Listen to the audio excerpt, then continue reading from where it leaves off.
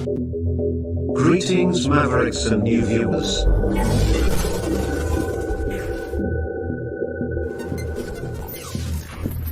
Tonight, direct and live from the Maverick News Network World Studios. This is Maverick News with Rick Walker.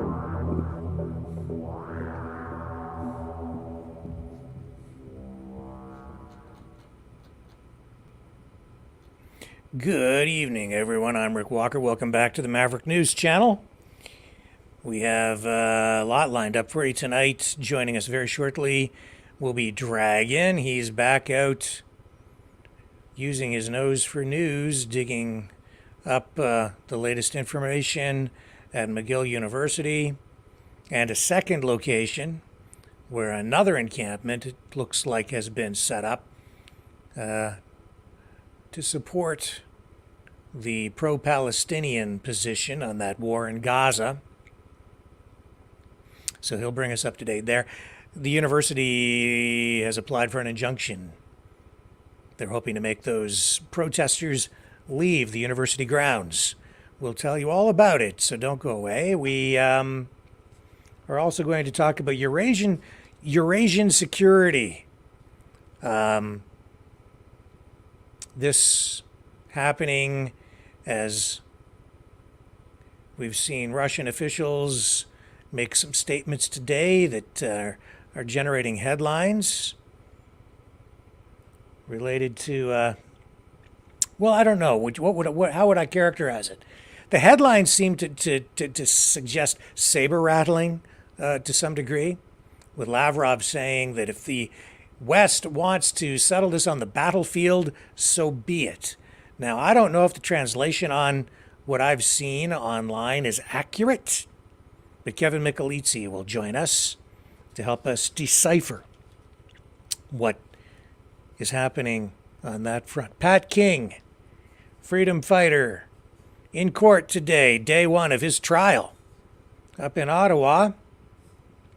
For those of you who may not know, Pat King was involved in that huge freedom convoy, and he is facing quite a long list of charges that, if found guilty on any of it, he could end up in jail for a considerable amount of time. We'll bring you up to date on what happened there. Bank of Canada sounding the alarm on the economy. Vice President Kamala Harris dropped an F-bomb today. We'll tell you why. And we'll show you the storm that erupted after she did that. And Hamas, they've been providing all of the numbers on casualties in Gaza, even to the United Nations. Well, today the UN revised downward the casualty numbers, and we'll give you the latest on that as well. So we have that and more. So don't go away. We'll come back on the other side, and we'll get Dragon on the line and find out what's going on with this pro-Hamas, pro-Palestinian protest up in Montreal. Be right back.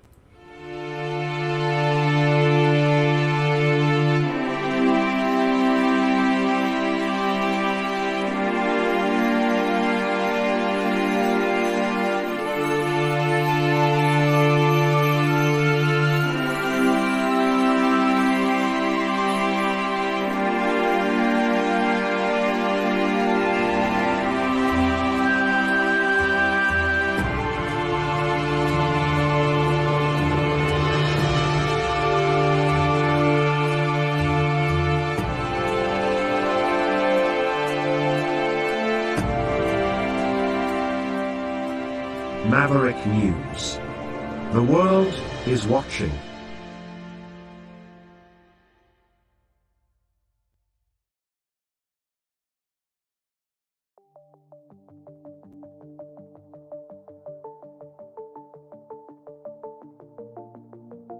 Greetings, brave Mavericks.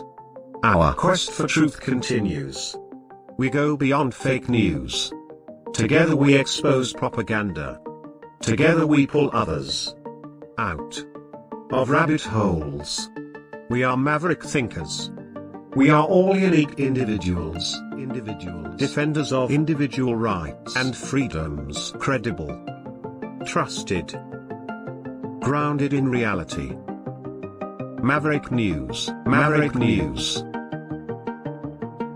Defending free speech, free speech. Donate at freedomreporters.com. Do it now. Tomorrow may be too late. Maverick News. The world is watching.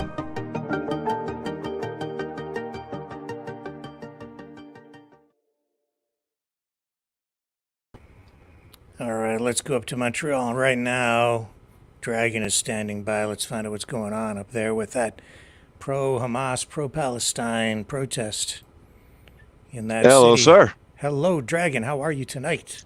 Doing extremely great, actually. And, actually, I found a new location, which actually they started 2 days ago. So, as you can see, there's a barricade at the University of Quebec in Montreal.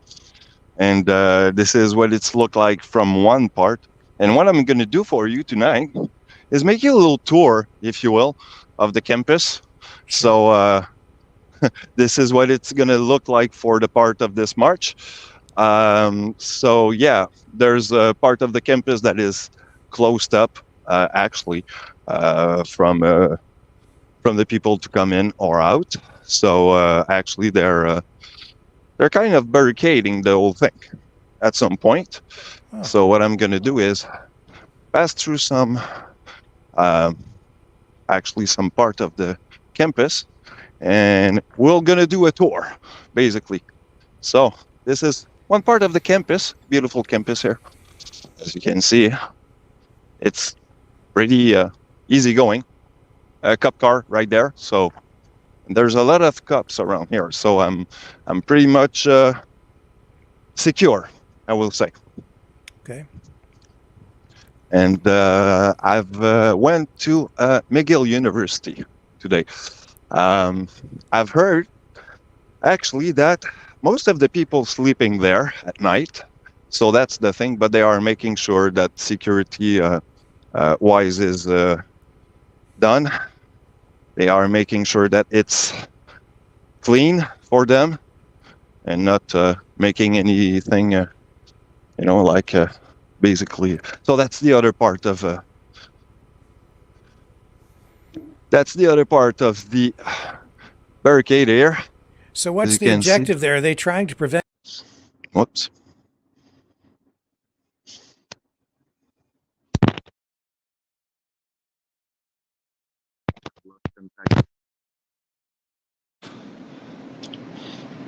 For some reason, I don't hear you, Rick. Technical. Okay. So I think, okay. So I'm not sure because I didn't heard your question, Rick. Okay. But what is that barricade okay, set up? Why is that set up down there? What are they trying to do? Actually, it's to block actually access, I would believe, or just they don't want actually anyone to come through there. I've heard that they have turned out some medias around. So, can you, when you're doing this, can you turn so that your back is to what it is we're seeing, and then we can see what it is that is sort of behind you, right? That way we can see you and what the subject that we're talking about. That's better. So now we can sort of see the blockade back there. Are there many people there? Have you seen people? Actually, it's hard to see any people because they are all behind the barricades. So it's kind of hard to tell. But there's a few people, like if you can see that tent here, there's like 4 people around there. So have you walked up to these barricades at any time during the day? Is it, or do you feel unsafe there in any way? Unsafe, no, but I didn't went too close.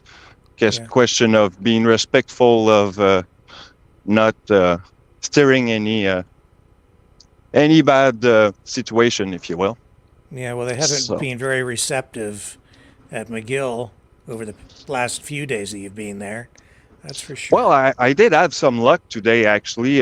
There's some people that I did send you a few photos.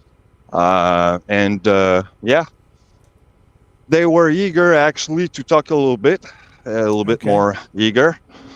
But there's one lady actually that, if you can see, there's another part of the barricade here. So basically the connection here from where I started, I went through this part, and this part is connected to the campus, and there's a little kind of door here, but there's an alleyway. But yeah, it's getting towards some white tarp, so I'm not going to look into it too much, but it's going to look like that. So. Okay, so I see these photos that you sent. I am going to try to get them downloaded so we can share them with people. So basically, McGill barricade, structure-wise, has actually bloomed for the last 2 days. It's a little bit wider. Also, there's a picture that I've sent you that are basically the banner for the demands and what they want. So. Now, do you know much about this request for an injunction at McGill? Well, the injunction basically is all about mostly what, McGill University actually has some funded with Israel at some point. So what's going on is that they are demanding for them to stop that. And if not, they are not eager to get away from there. So basically, I will call that an occupation. Kind of what we have been doing with the truckers, actually, till we are not, having our demand fulfilled. The trucker were not eager to get away from Ottawa 2 years ago, if we all remember. So it's kind of. But do you see a difference between what happened with that freedom convoy and what's going on with these protests at the universities? The difference will be that, I'm kind of digging into their front, if you will, and all the people or the organization behind, like the PLO and stuff like that. So I would probably argue that in a way, they are trying to recruit people to their to their cause. So that's what it's looked like on the other part. So basically, I was on the other side here, and this is basically I went to the other street, and this is what it's looked like. Okay. So what you're saying is you're seeing indications that they're using the protests to recruit people for, I don't know, whatever you would call these organizations, political activism groups. I guess. Well, mostly I would call that political activists. Or maybe worse, any indication that these are terrorist groups behind any of this? I guess I don't think. Hamas is considered by some to be a terrorist group. Well, the way I see it, most of the people doesn't know what they are fighting for some reason, and most of the people that I've heard from one of the security guard there, they are mostly Canadian or like they are non-Palestinian people barricading themselves right here, right now, where I'm at. So it's kind of, how can what's the supposition I can make from that, right? And since nobody is eager to answer any of my question, I don't know what to think about it. So. Sorry, Dragon. I'm trying to upload these pictures, and I'm doing everything on the fly, and it's very, very difficult. And I keep putting pictures up over top of your face. I apologize All good. from a previous broadcast, so I do apologize for that. I'm getting these images that you sent uploaded now, so just give me a moment, and we can show people what's going on at McGill. I will tell you, you're all excused because you know what? Being live is a hard gig, so and I'm learning about it myself, as you know. So Yeah. kudos to you, sir. No, you're doing a great job there, sir. So, okay, here. I think we lost your feed. Speaking of a tough gig, but you're back now. Okay, I don't have time to format these to 16 by 9, so we're just going to have to take them as we have them here, straight out of your. So this one is the banner of the demands. Okay, disclose, divest, defend, declare. So, disclose, that means tell everybody what the university's connections to Israel is or are. Divest those investments. Defend Exactly. and declare. I don't know what those mean. Do you have any idea what that means beyond that? Basically, they want to protect their own, their own culture in a way, which is fine. I mean, this is what everyone strive for. But I don't know what you mean by I don't know what you mean. They want to protect their culture. I'm trying to make sense of what those demands are. Disclose, divest. I get defend and declare what? Declare. Good question. Actually, I'm gonna. I can't read the fine print on those signs. I mean, and yeah, I had some problem today. Yeah, I did actually had some explanation, but one of the guy was kind of. I will. Oh, there it is. It's closer. Okay. Here, I've got a close-up shot from you. Okay. So, disclose full transparency regarding investments in companies complicit in the genocide of Palestine, which today from the White House we heard again them saying that they don't consider what's going on there a genocide. That's the other side. Divest. It says divest from all complicit companies and cut ties with Israeli academic institutions. Okay. 3, defend. Protect students' right to protest. No disciplinary charges for student action in support of Palestine. 4, declare. Publicly condemn the ongoing, again the word genocide, of Palestinians and call for the government to cease all arms deals with Israel. Oh, we lost Dragon. His feed got cut. There he is. He's back. I think. There he is. Okay. We're back. Sorry. He's back. Okay, so I was able to read all of the information on the sign. And there they are. Do you know who these people are? Did they give you names or anything? The lady is called Diana, and the Mister there is actually GY. This is the name that he wanted to be called. So, okay. But one of them has agreed to have some interview with me, probably later this week. So I'm gonna try hard to, talk to one of them and have a clear view of all that. Well, I guess we'll have to see if they're still there later this week because McGill University is pushing for an injunction to dismantle that pro-Palestinian protest camp, yes. As you know, was established on the university's campus. And you're just seeing these pictures there.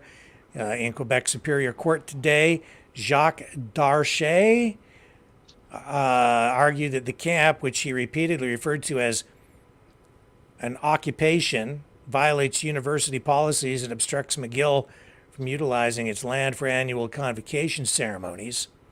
He went on and emphasized terms like fortress, village, fortifications, as he described the encampment.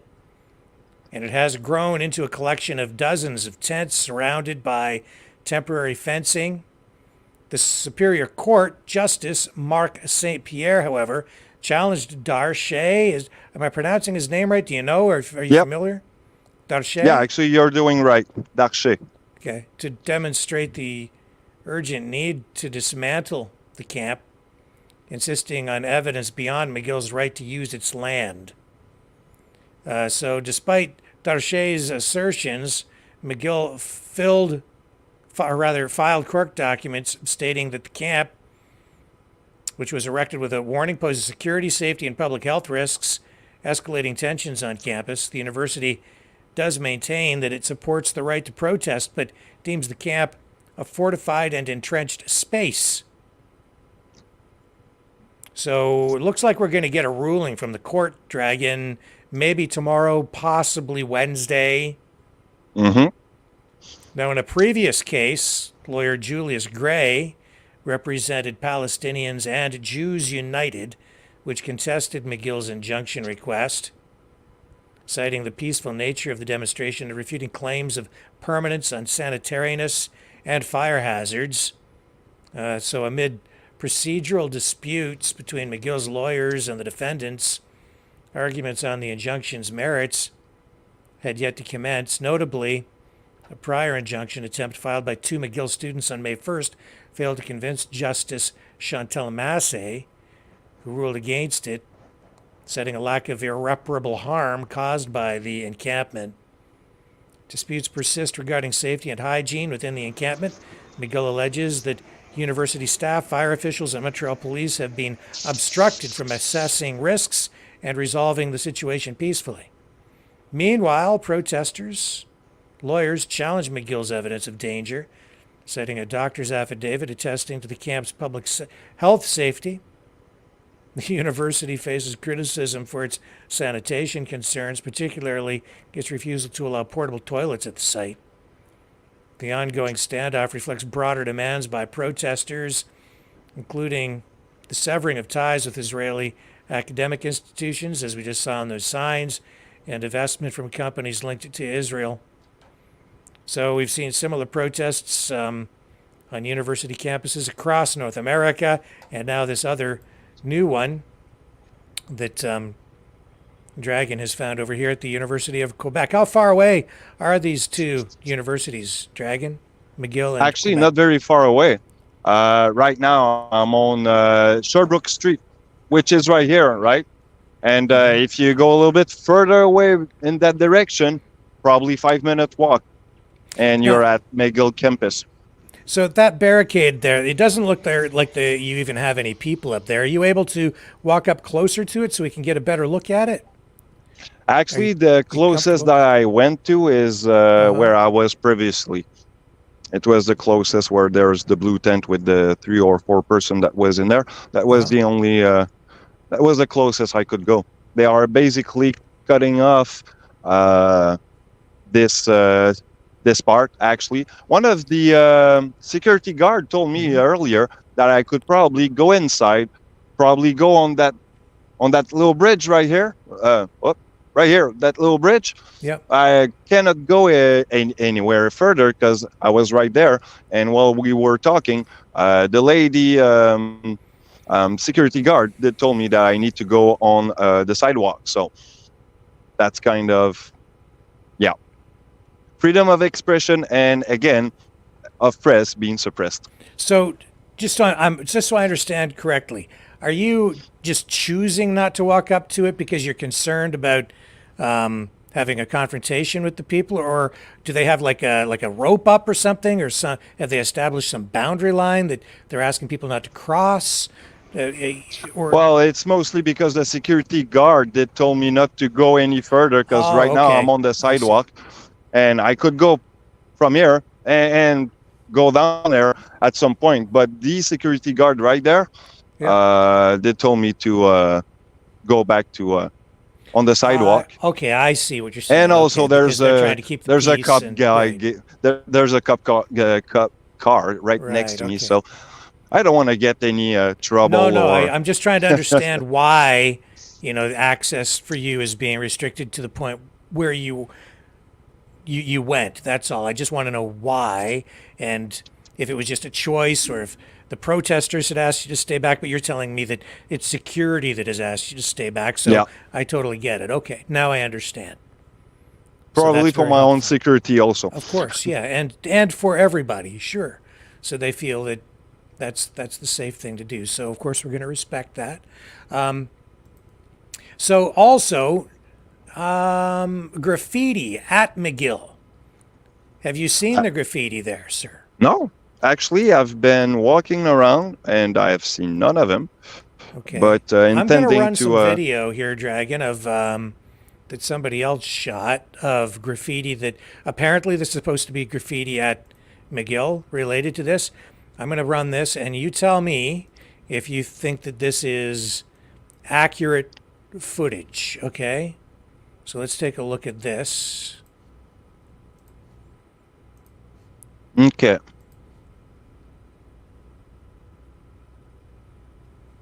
Does that look accurate? Have you seen any of that? No, actually, this is one building that I haven't seen, so I might want to get there and probably investigate myself Yeah, I'm and very walk curious around. about that. Yep. And well, by investigating, I will be able to tell you if this is relevant or not. Yeah, I'd So, like to know if that's real. That yeah, was me too. sent over here.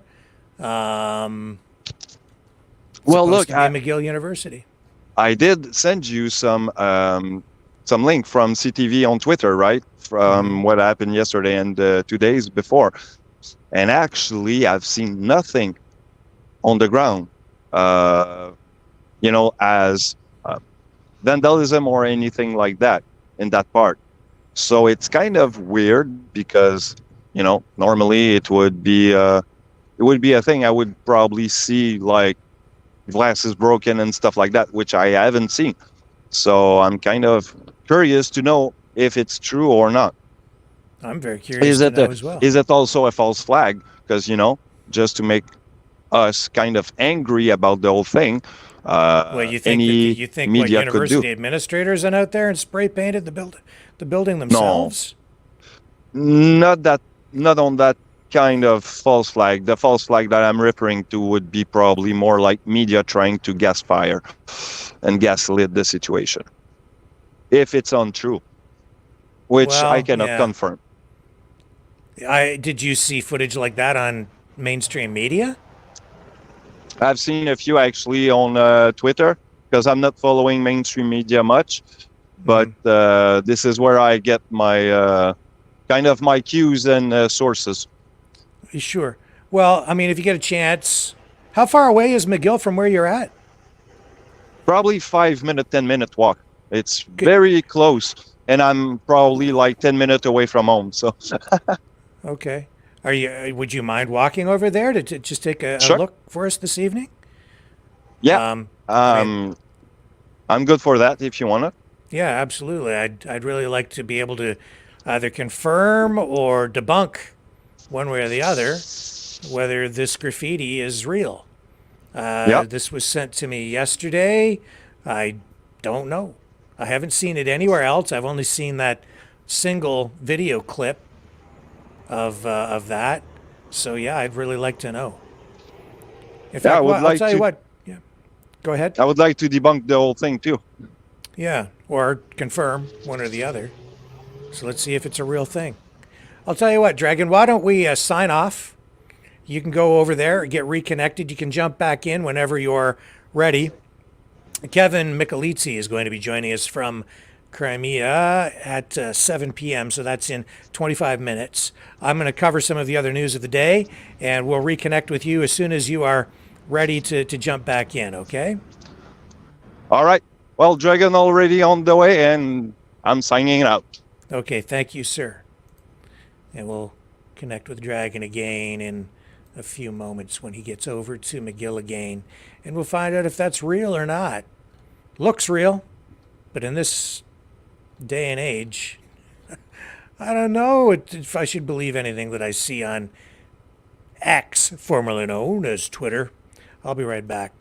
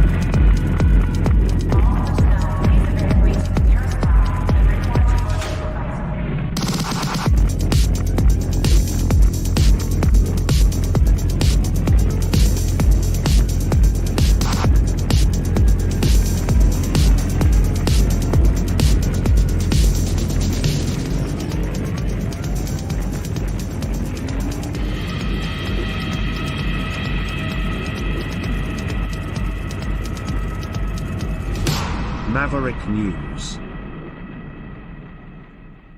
The world is watching. So, as I understand it, the request for an injunction to have protesters removed from McGill has taken some complicated twists and turns in court. And that is in part because it isn't clear who the actual defendants might end up being. They don't really have names. The people there have told the authorities, which seems to be a legal trick that's being used quite often by protesters now, that they don't really have any organizers or leaders, that the hierarchy of command is flat. In other words, they don't have anybody really in charge. The judge today as well, I guess, made comments citing concerns about maybe inadvertently involving other people on the periphery of this, possibly even some of the law faculty that apparently are on strike there right now. So they don't want to get them caught up in this. And then I'm not exactly sure how the property rights issue might play out here. As I indicated, the university does have control of that land. And then, of course, trespassing would be used as one of the legal remedies. And at this point, it's a little bit complicated because, Canada has a long tradition of supporting people's right to protest. That is a common area, as I would characterize it, at the university, that lawn. But I think that they absolutely have crossed a legal line when they're preventing people from, like other members of the public, from accessing that same common area when they've essentially seized it. That being said, Canadian law authorities generally will provide a lot of latitude to protesters and let them stay for some time, usually, before they finally move in. But make no mistake, eventually they will take action to clear that encampment out, I expect, because they do need to strike a balance between the right to protest and property rights and the rights of all people to access common areas on property controlled by public institutions like universities. Now, what else do we have going on before we'll go back to this story and catch up with the dragon again when he gets to McGill, and we'll find out if that footage of the graffiti is current or what the heck is going on with that. Let's move on here to some financial news for the moment. The Bank of Canada officials there are keeping a close eye on rising leverage and asset valuations that could spell trouble if there are significant market swings. But they are reassuring Canadians that there's no immediate threat of a repeat of the 2008 financial crisis. But I'll tell you, if you have the governor of the Bank of Canada sitting there, even talking about a possible major downturn in the economy, you can be pretty sure that things are not looking rosy. And that's because one of the main jobs for people in charge over at the Bank of Canada is to instill a high degree of confidence in the economy and in the banking system. In their annual report, which was released last week, the central bank highlighted a sharp uptick in leverage in Canadian bond and repo markets, particularly among hedge funds. And these funds seem to be ramping up their borrowing, likely driven by strategies linked to interest rate cuts.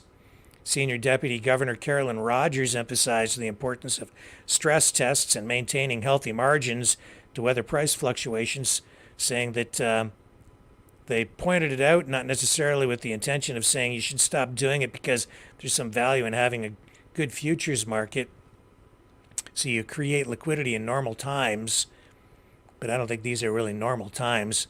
According to the bank's financial stability report, leverage through borrowing in the repo market surged by approximately 30% in the past year. Hedge funds led the charge, increasing their repo leverage by about 75%. Meanwhile, pension funds also upped their repo leverage by 14%. I'm kind of leading up to this tonight, which is this clip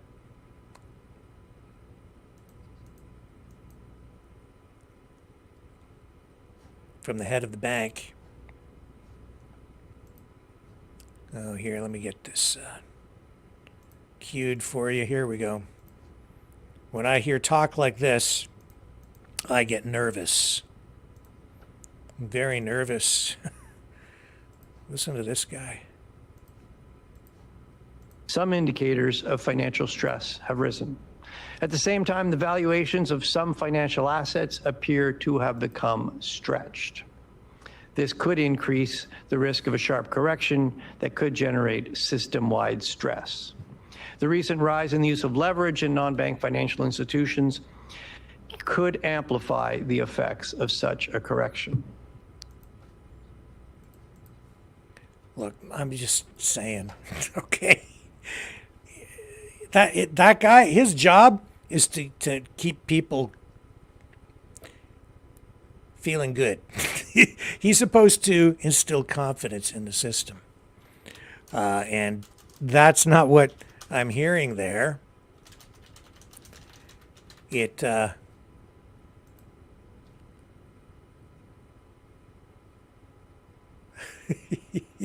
I shouldn't even be laughing, but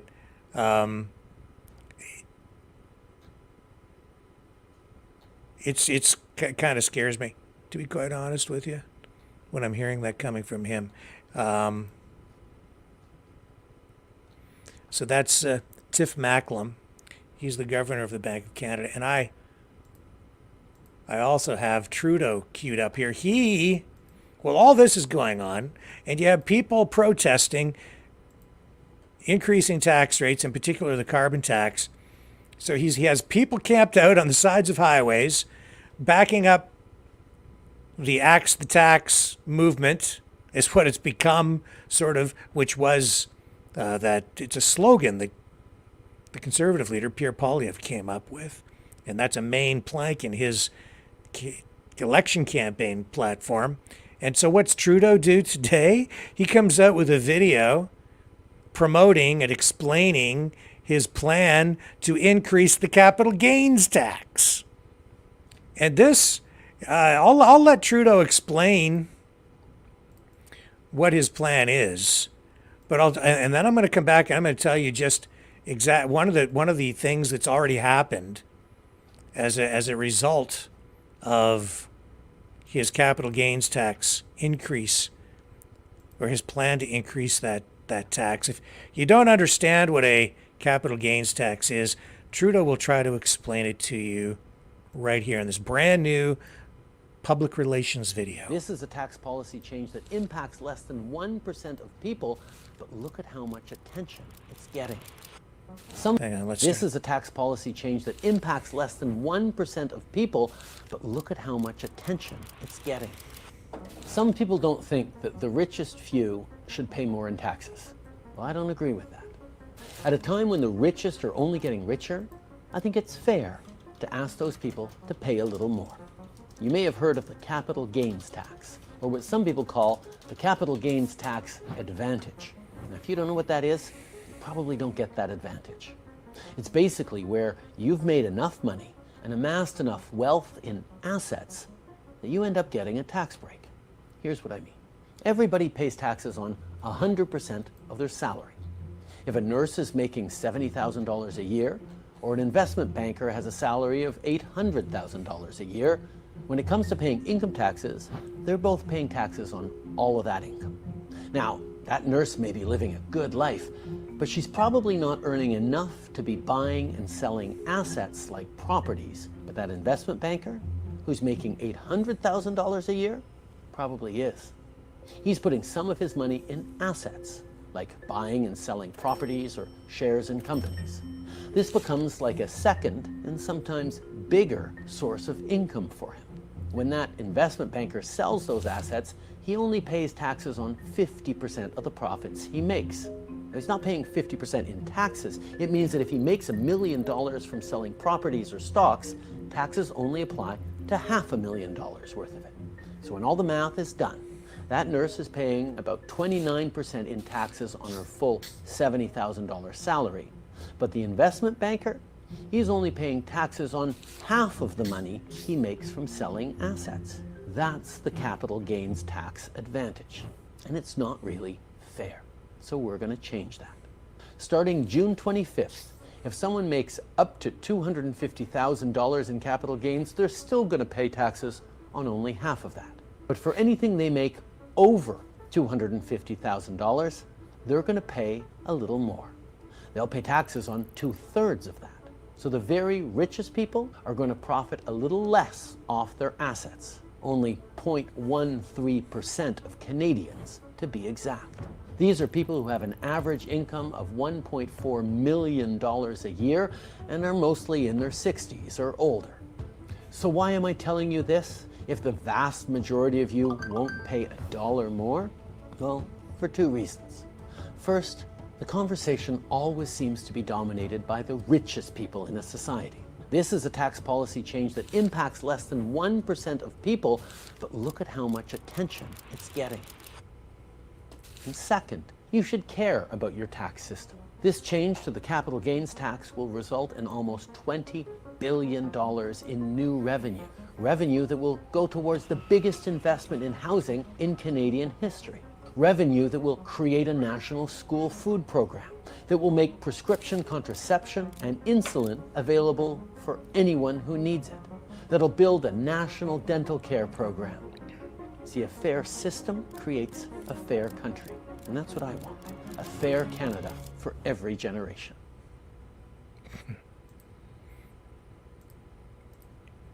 So,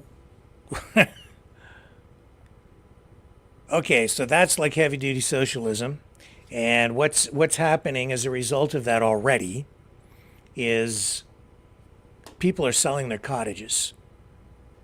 There's been a flood of cottages placed on the real estate market within the last few weeks because of this, because cottages are considered a secondary residence, not a primary residence. They're subject to this new increase in capital gains taxes. So people are dumping their cottages now. They don't want them.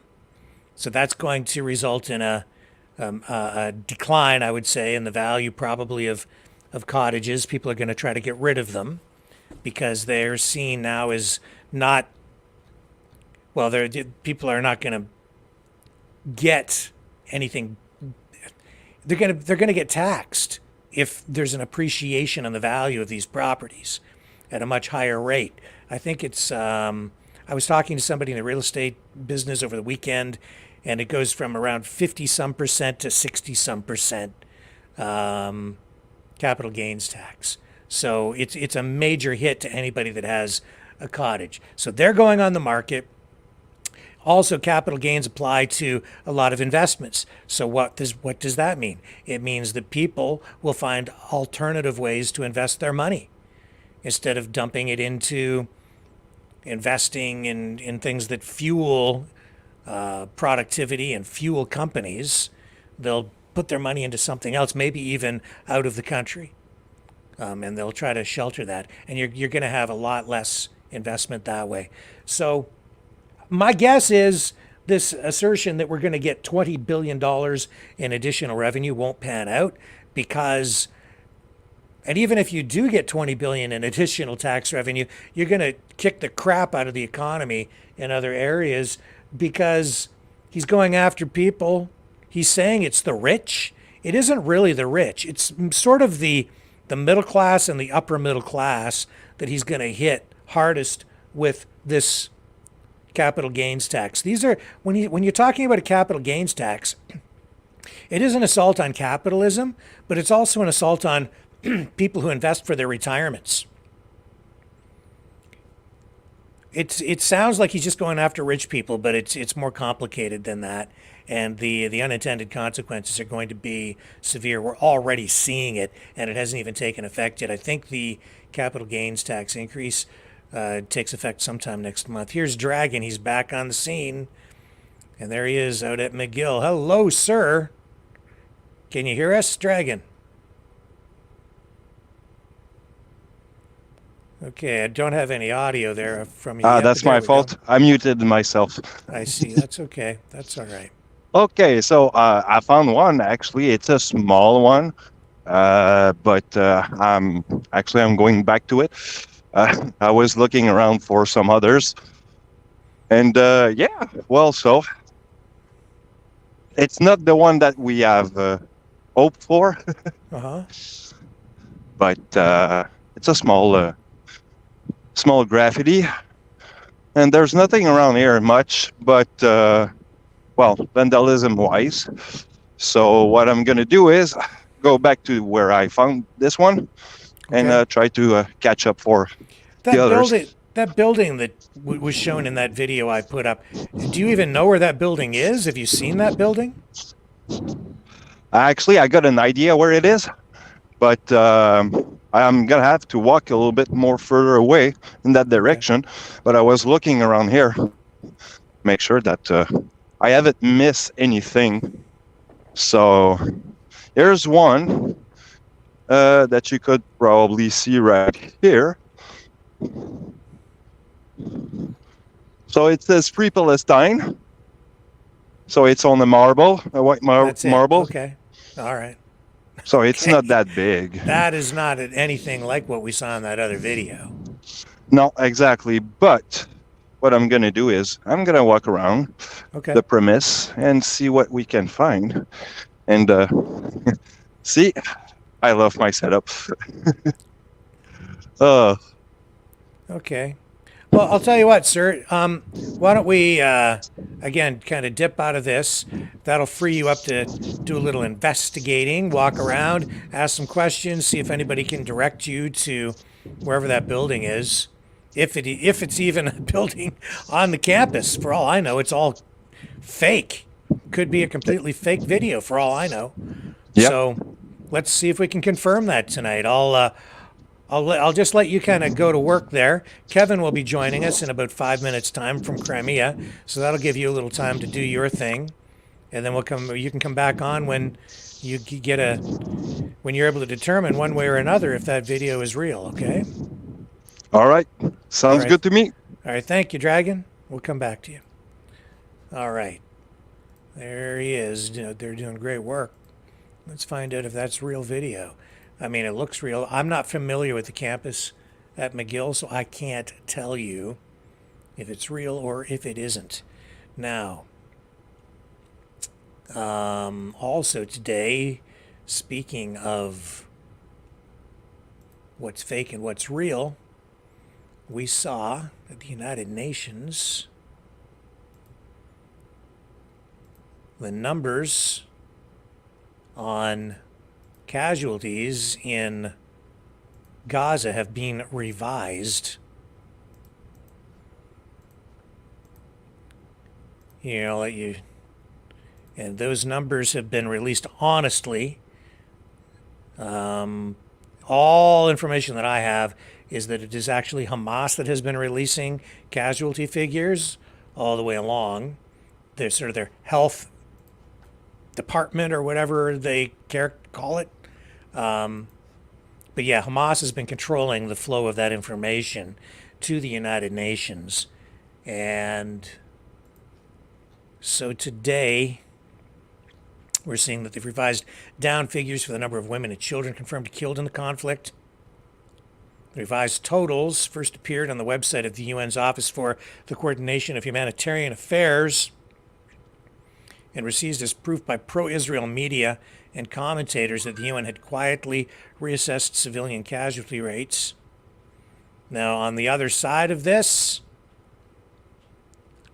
we're hearing that the revised figures have been produced by the Hamas ministry. It had not been verified by the UN, so I don't know. We're seeing that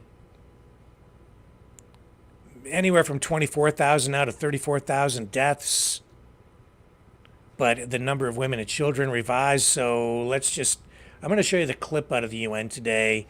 I think we'll probably hear more about this over the next 24 hours, and maybe we can get clearer verification on what's true, what isn't.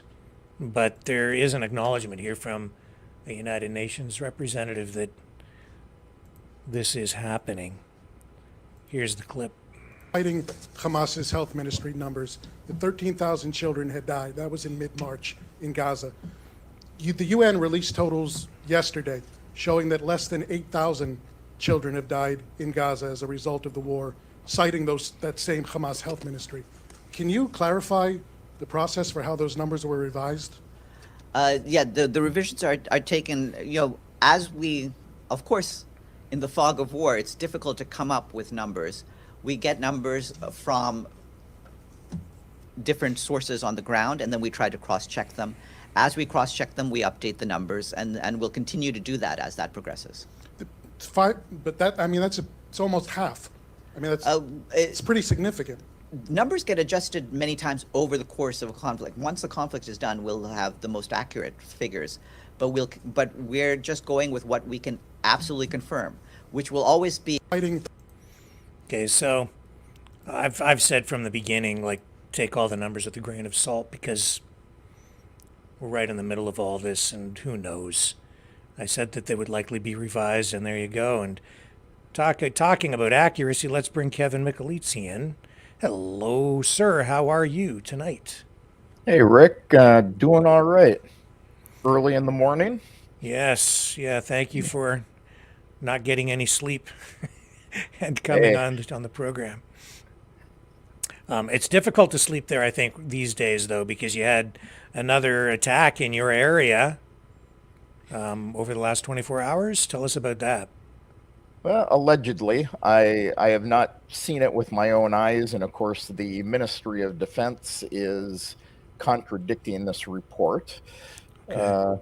But just up the hill from us, within visual sight, we apparently had 4 Storm Shadow missiles come in, and the Ministry of Defense said that all the missiles were shot down.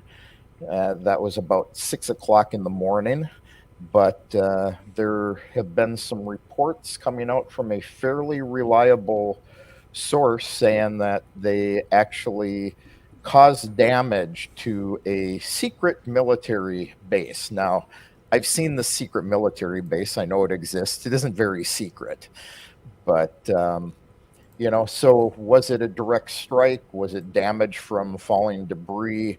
I don't know for sure, but what we did see about 11 in the morning our time was 2 launches from the same location on Petrie Mountain, which were very large missiles. I don't know what kind they were, probably Kinjals, but they go off over the top of our house, and they go out to sea a ways, and they turn around as they're climbing and reverse back up to Ukraine.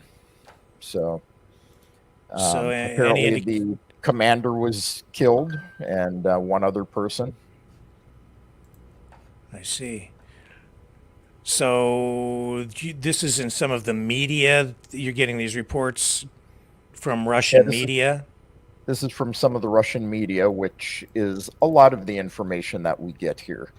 So, the Ministry of Defense often does not give a lot of detail, especially if, things are damaged by falling debris or if there's deaths. So, I'm going to say allegedly, very likely, but, again, I can't disparage the armed forces. I can criticize them, and my criticism would be as they aren't always forthcoming with information. So, And here's an image. So what is it that we're seeing here? What is that? Is that the secret military base? The this is so-called? yes, this is the so-called secret military base, and these domes are a variety of anti-aircraft radar devices. It doesn't look very secret. It's That's what I say. Everybody knows it's there, so it isn't very secret. yeah, you could see that from satellite quite easily. Big white blobs, right, all over the Yeah. landscape. And in fact, if you drive up the road from near us going up there, you can pretty readily see them. Wow. So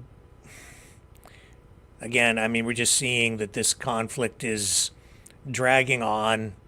It is.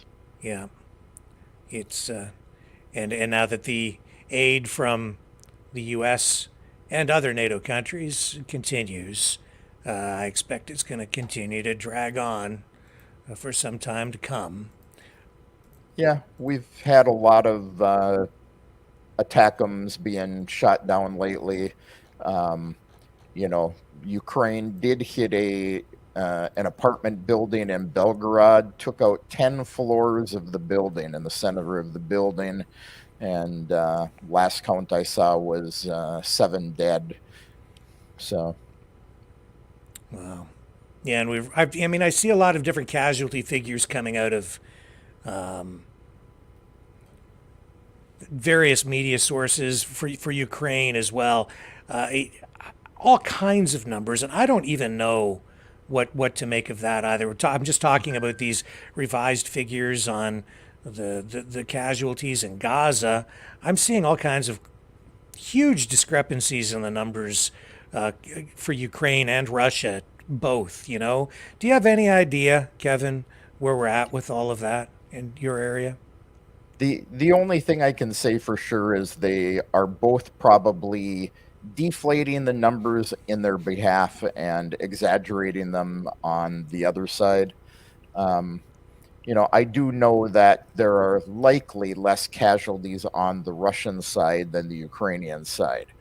But I really have no way of knowing that. Yeah. Someone last night was sending me messages saying that civilian casualties on the Ukrainian side only 10,000. And then I'm looking, but I'm seeing anywhere from 10,000 to 40,000, 11,000 to 44,000. That's a huge discrepancy in the numbers. And anyway, you slice it, it's just. I think if you get that information from Ukraine, those numbers are quite inflated. If you look at the Kharkiv offensive right now, for example, Russia is just walking all over the place right now. They're advancing through villages and towns, just marching towards Kharkiv. Now, originally, Ukraine was saying they have fortified defenses, but there's reports coming from extremely reliable sources that, they're extremely well-made defenses are actually the civilian buildings in the city, that the fortifications that were built, the money was stolen and Russia is easily destroying them. So, but We also have live video coming in from the area where the civilians are being evacuated.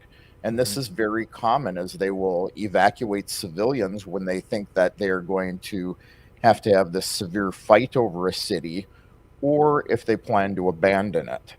So, it's likely the civilian casualties are less than Ukraine says.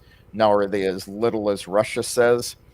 Again, it's hard to say. A lot of people will refuse to leave their homes, and a lot of them have no place to go, or they're waiting for the Russians to come in and become part of the Russian side, and obviously there will be casualties. I can speak for the casualties in places like Belgorod because I have friends there. I've got friends who are reporters that go up to that area and come back out. And, they're pretty reasonable estimates that we're hearing. Like I say, they hit this building during daylight hours. So it was whoever wasn't working or maybe was working night shifts.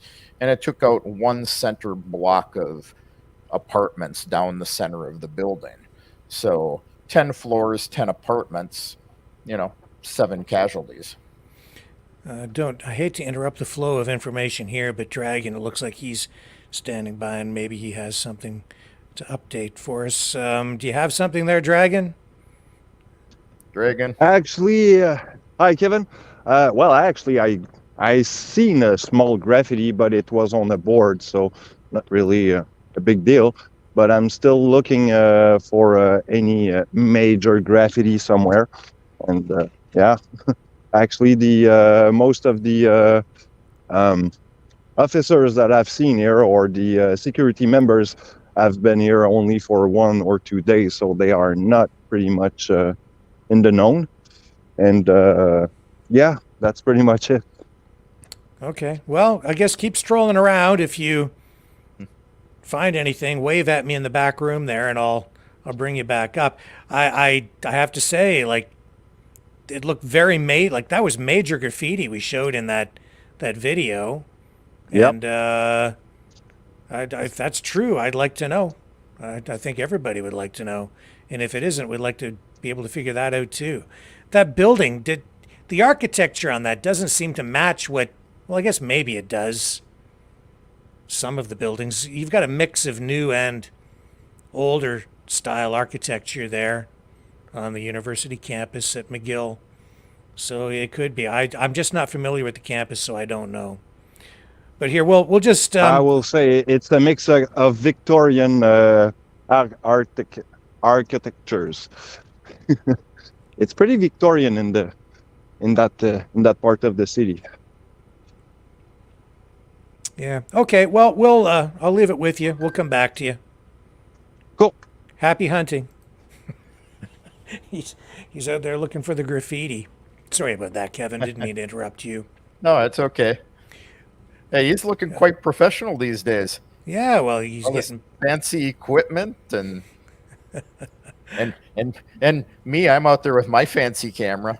So that is all you need these days is a cell phone and an internet connection, and away you go. You too can be a live streamer, but we try to take things to a slightly more professional level here if we can.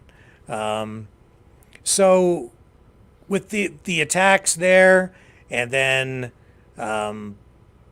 these numbers coming out, we're also seeing today that Lavrov had a news conference, I guess. Can you tell me about that? Because he made headlines today, and I was able to watch his speech, but it's in Russian.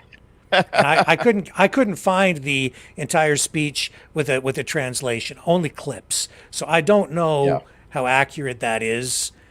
I'm going to throw it to you. Tell us the story. So the clip I sent you in Russian was about 2 minutes.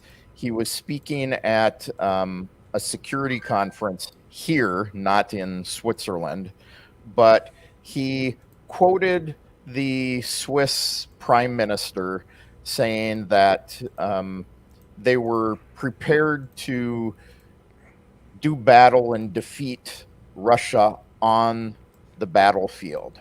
And he went on and he said Russia would much prefer to solve this, diplomatically, have negotiations, but if the West really wanted to try to defeat Russia, Russia was ready for them. So that was what he actually said in Russian. So could you draw out of that what the Western media is saying, that, gee, Russia's willing to do battle with you? Yeah, you could draw that out of it, but it was a little out of context. Well, here, this is the one clip with the translation that I did find. They say, if the West wants to fight on the battlefield as they talk, let it be. That's the clip. Yeah, well, that's what he said. That was right after he said, we prefer to solve this diplomatically. And he did talk about the fact that it was solved diplomatically back in March and April of 2022, but the West interfered in that. So, yeah, you're talking about when what's his face, Boris Johnson, intervened, or so it was reported that he came in and as the story goes, he basically kiboshed a peace deal. Said no, Zelensky, we can't have any of that. And it has also come out that that was apparently at the behest of the United States government. So, also, I guess you're seeing or getting more reports that Ukrainians who are now out of country, especially men of fighting age, are being directed to head home to Ukraine, in particular in places like Poland. We've had reports like this before, but you kind of have some information you can update us on with regard to that? Yeah, I actually got this report from Mike Krupa over there in Poland. So to give credit where credit's due, Mike is extremely reliable in the information he provides. Now, he does point out that there's a lot of European elections coming up soon. But apparently the Polish government has decided that they are going to comply with Ukraine's request to send all Ukrainian men back to their country to whatever comes of them, I guess. We know it means that they'll be sent back to fight. But, Mike's comment was he's not sure how they're going to round up all these people. And a lot of them are heading towards Germany in particular. So he's saying that a lot of these guys are trying to get to another country where they won't be forced to head back to Ukraine? Correct. I see.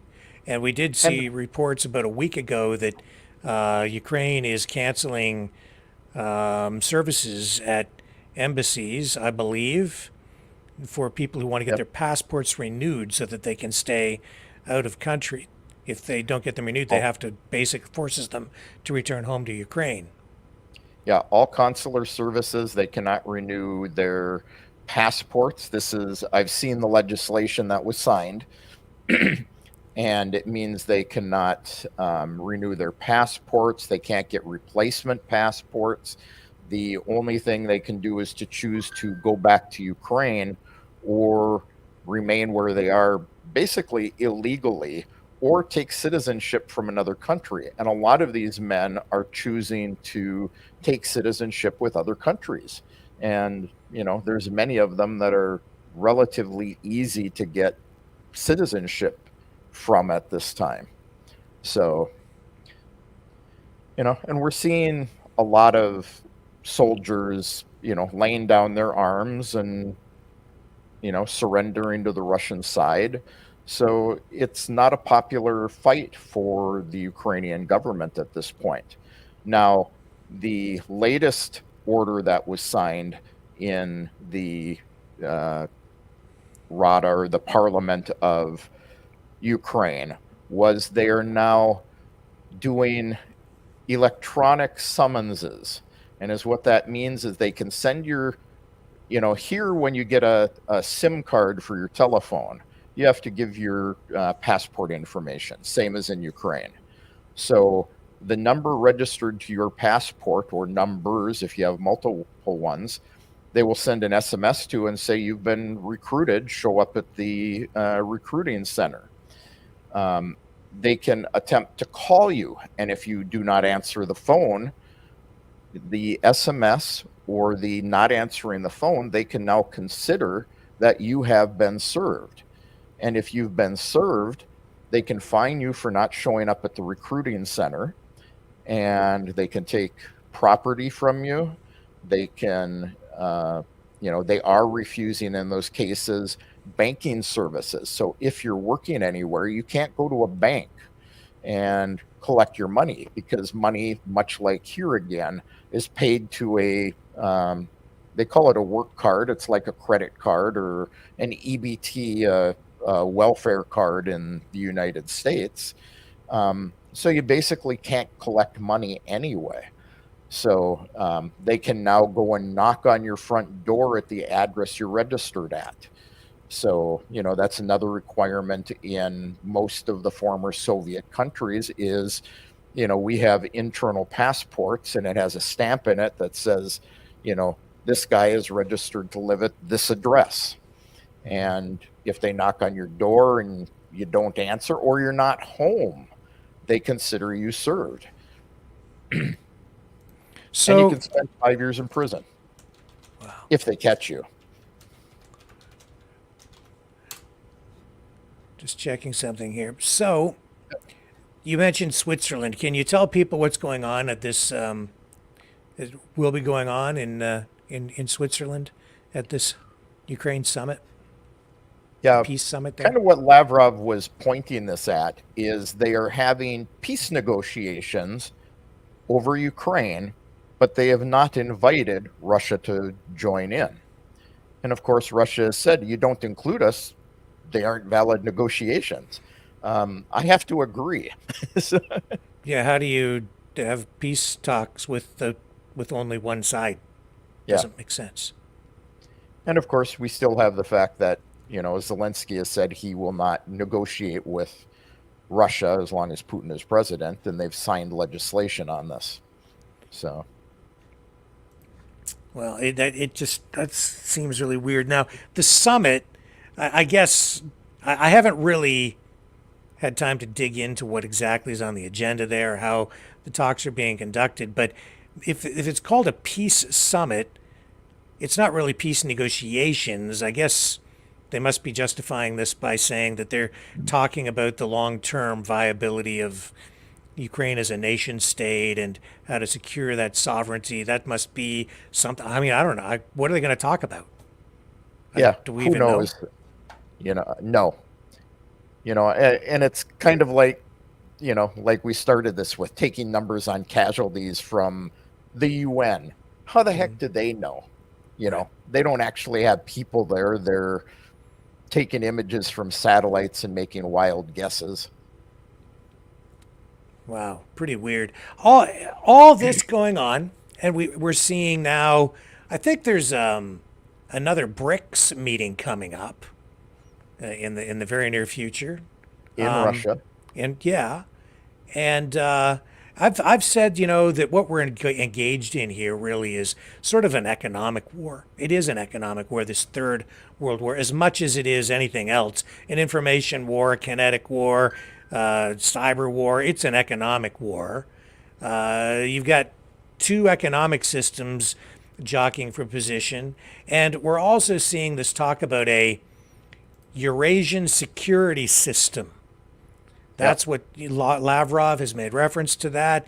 I'm hearing an increasing amount of talk with regard to that.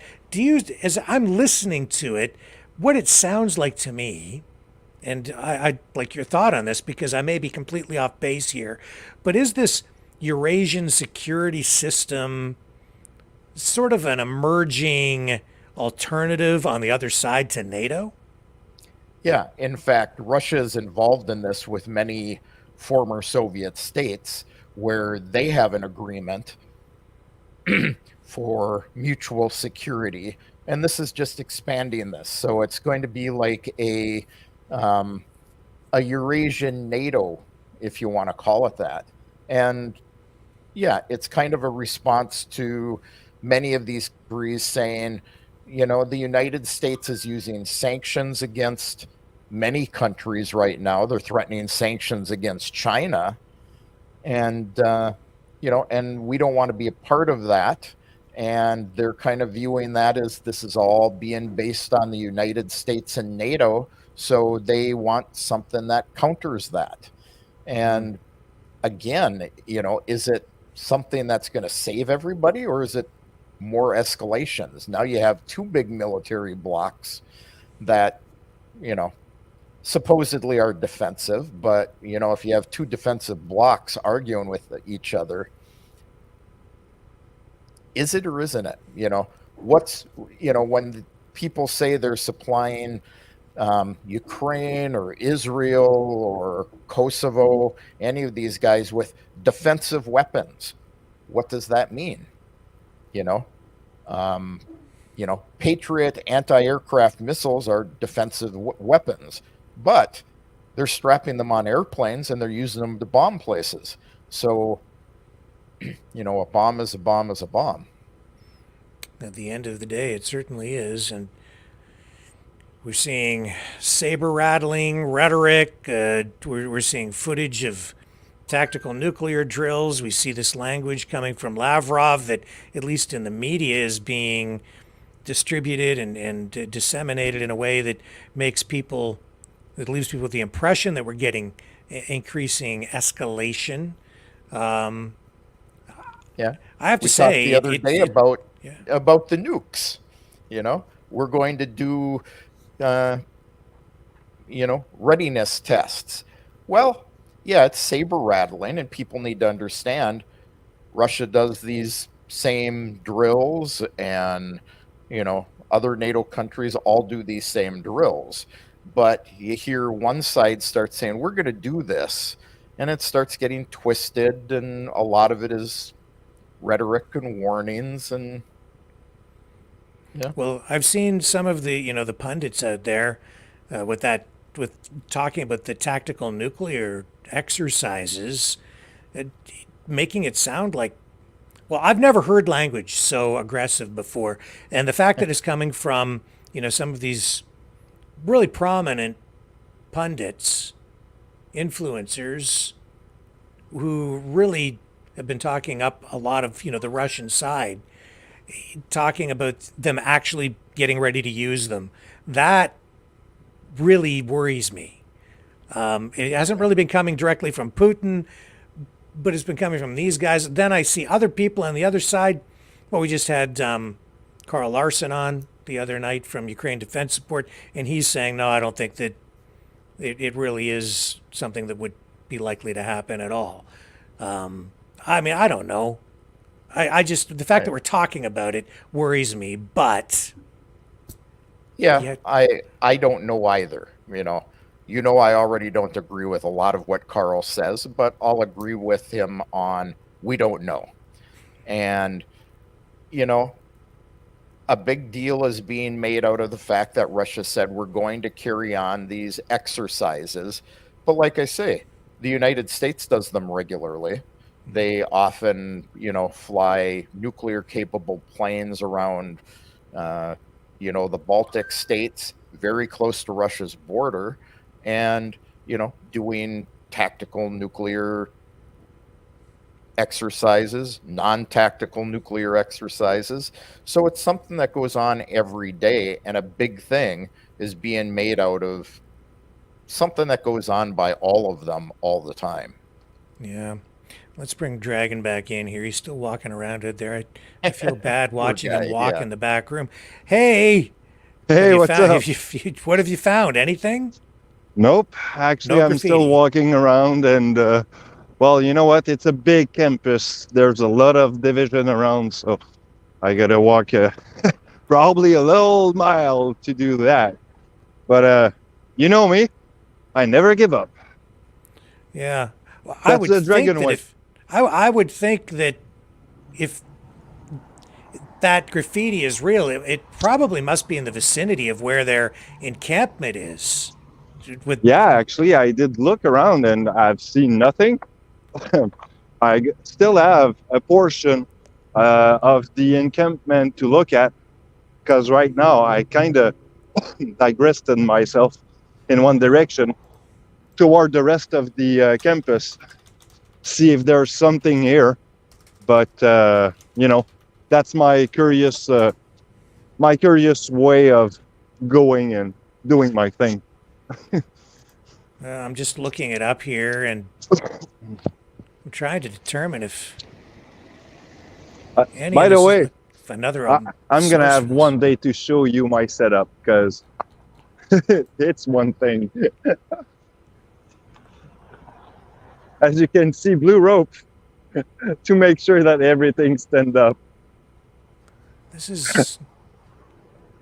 I don't know, man. This looks weird to me. Let me just see here. I'm looking for another source for that. Look at this. Okay. All right. This is images from 2022 that I found. Let's compare this to what happened to that image? Here it is. Okay, so here's, when I do a Google search, there's some footage. It looks like this is the McCall McBain Arts University Center and Leacock buildings vandalized. Are those on the university campus? I think so. The name I'm not familiar with, actually. So, yeah. So I'm going to have to do a thorough research. Yeah, because to me, like that's the same building that we saw in the video. Mm-hmm. And there was damage there in 2022, but it doesn't look the same as what was in the video. The damage, but maybe there was something else after. I don't know, man. So I don't know. If you can find that building, then we'll get the answer. So yep. Let me just... Well, I'm walking up the hill, and I'm going to see what's going on in that direction, because that's where actually the Catman is a little bit down that part. So. Okay, I need to step away from the camera here for a moment. I'm going to leave you two guys to chat for just like 60 seconds or so, and I'll be right back. Hang on. All right.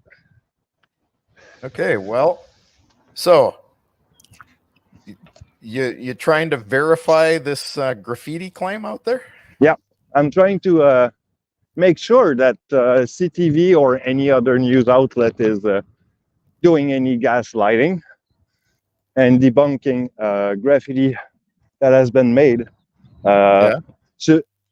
allegedly on the campus turf. So it's Doesn't kind of sound like you're having a lot of luck, though. No, I've seen a few small ones, nothing very big, but that's it. So there's probably something hidden somewhere, a hidden gem, like we call that in the journalism jargon or the slangs. The hidden gem somewhere. Well, and the way it works a lot of the times is you see a little bit and you get the right camera angles and it looks like a whole lot. Yep.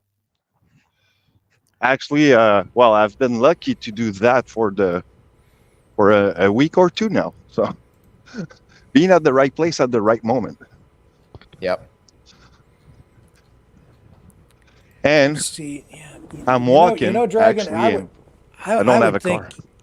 I would think that if damage was as extensive as it appeared to be in that video, it would be all over the media. Or at least we'd see some other source for it, but I don't see anything. So I'm really eager to well, I've been speaking to two policemen and asking if they can direct me to where it was. And no comment. I mean, no comment. They didn't know actually where it is. So right. Yeah. That's kind of all right. Let's see if I can find it myself. And well, there's a few graffiti around here, but those are street graffiti most of all. So it's not related. Related at all. Yeah. No, none related to what we are covering today.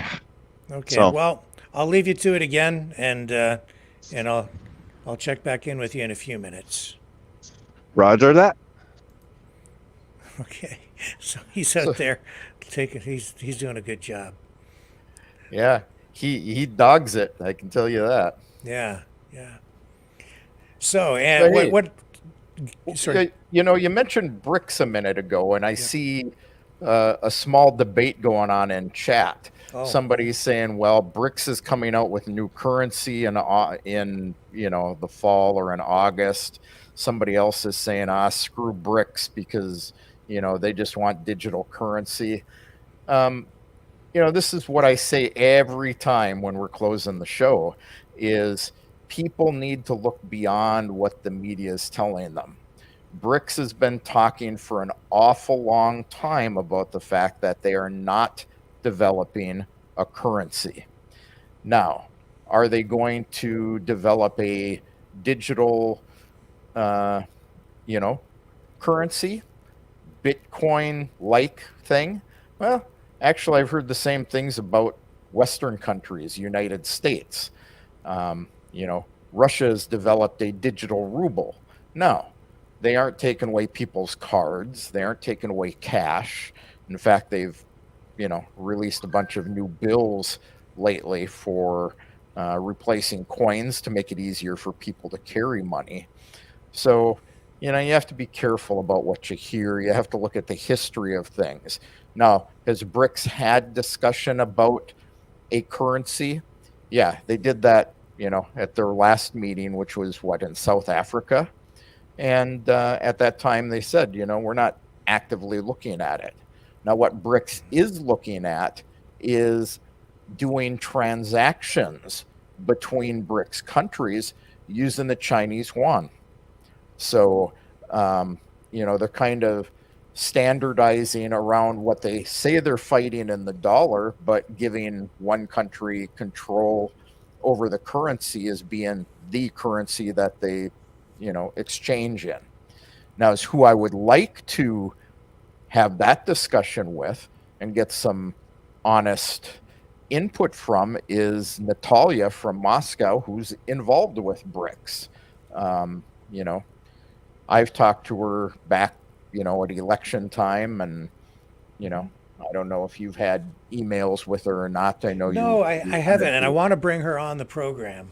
I need to get her email address from you again, actually. So yep, I'll send it to you. I got it yeah. sitting here in front of me. So yeah, because I've been meaning to do that, but just every day is just another flood of stories. So got to make a point Yeah. of doing that. Yeah. So you had a question or a comment you wanted to bring up? Well, I was kind of curious about exactly what you were talking about and how you see kind of BRICS impacting the U.S.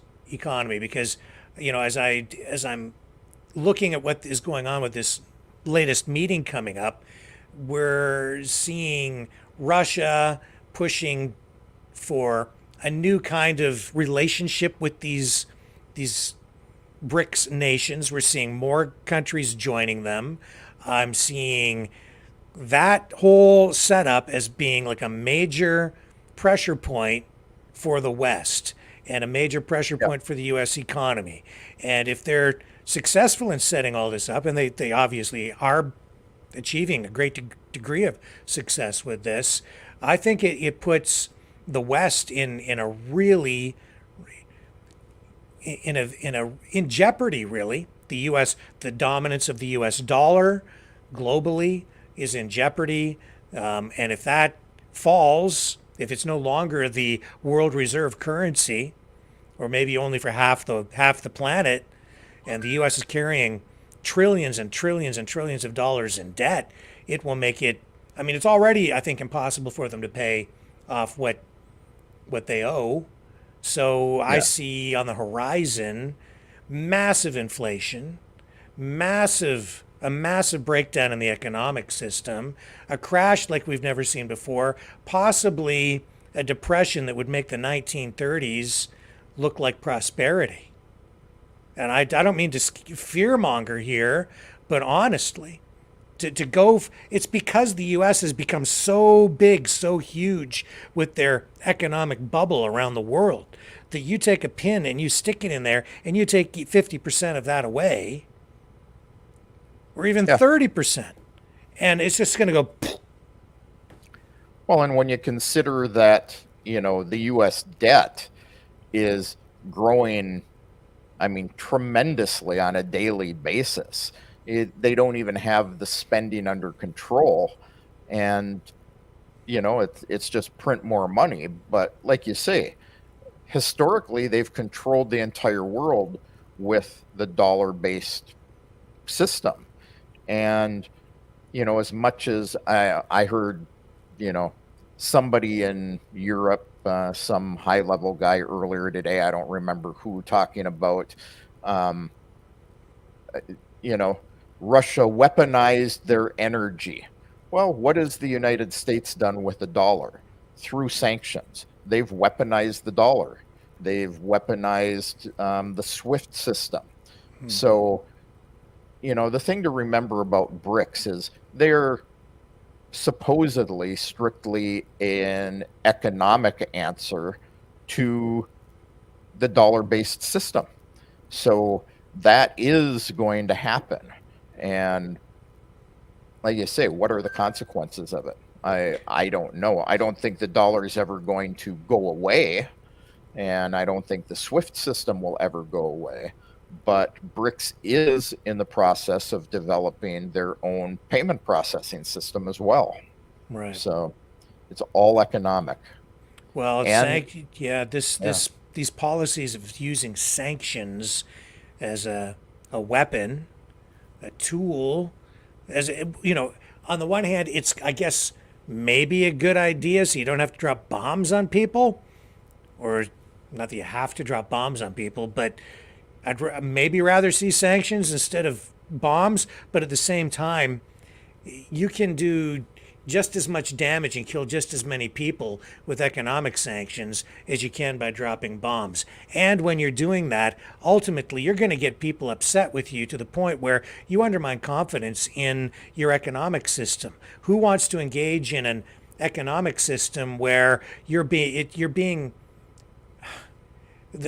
dollar is being held over your head as a threat, really, to your nation state, right? It's not good trade practice. Yeah. I agree fully, and historically sanctions haven't worked well. Nobody jumped up and down about sanctions against Iran.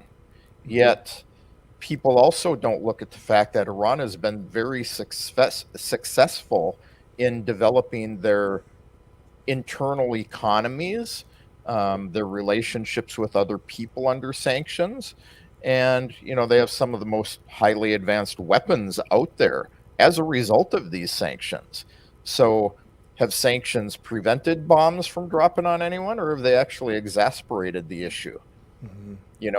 The stated goal of sanctions back in 2022 against Russia was to literally harm the civilian population of Russia and get them to rise up and throw Putin out of office. Well, that certainly has backfired.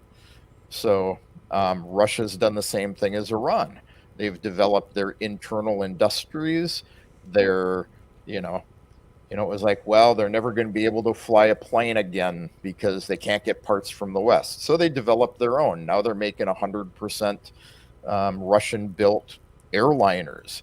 And, what does that mean? It means that Western countries who used to provide those parts have lost a great income and they will never regain it.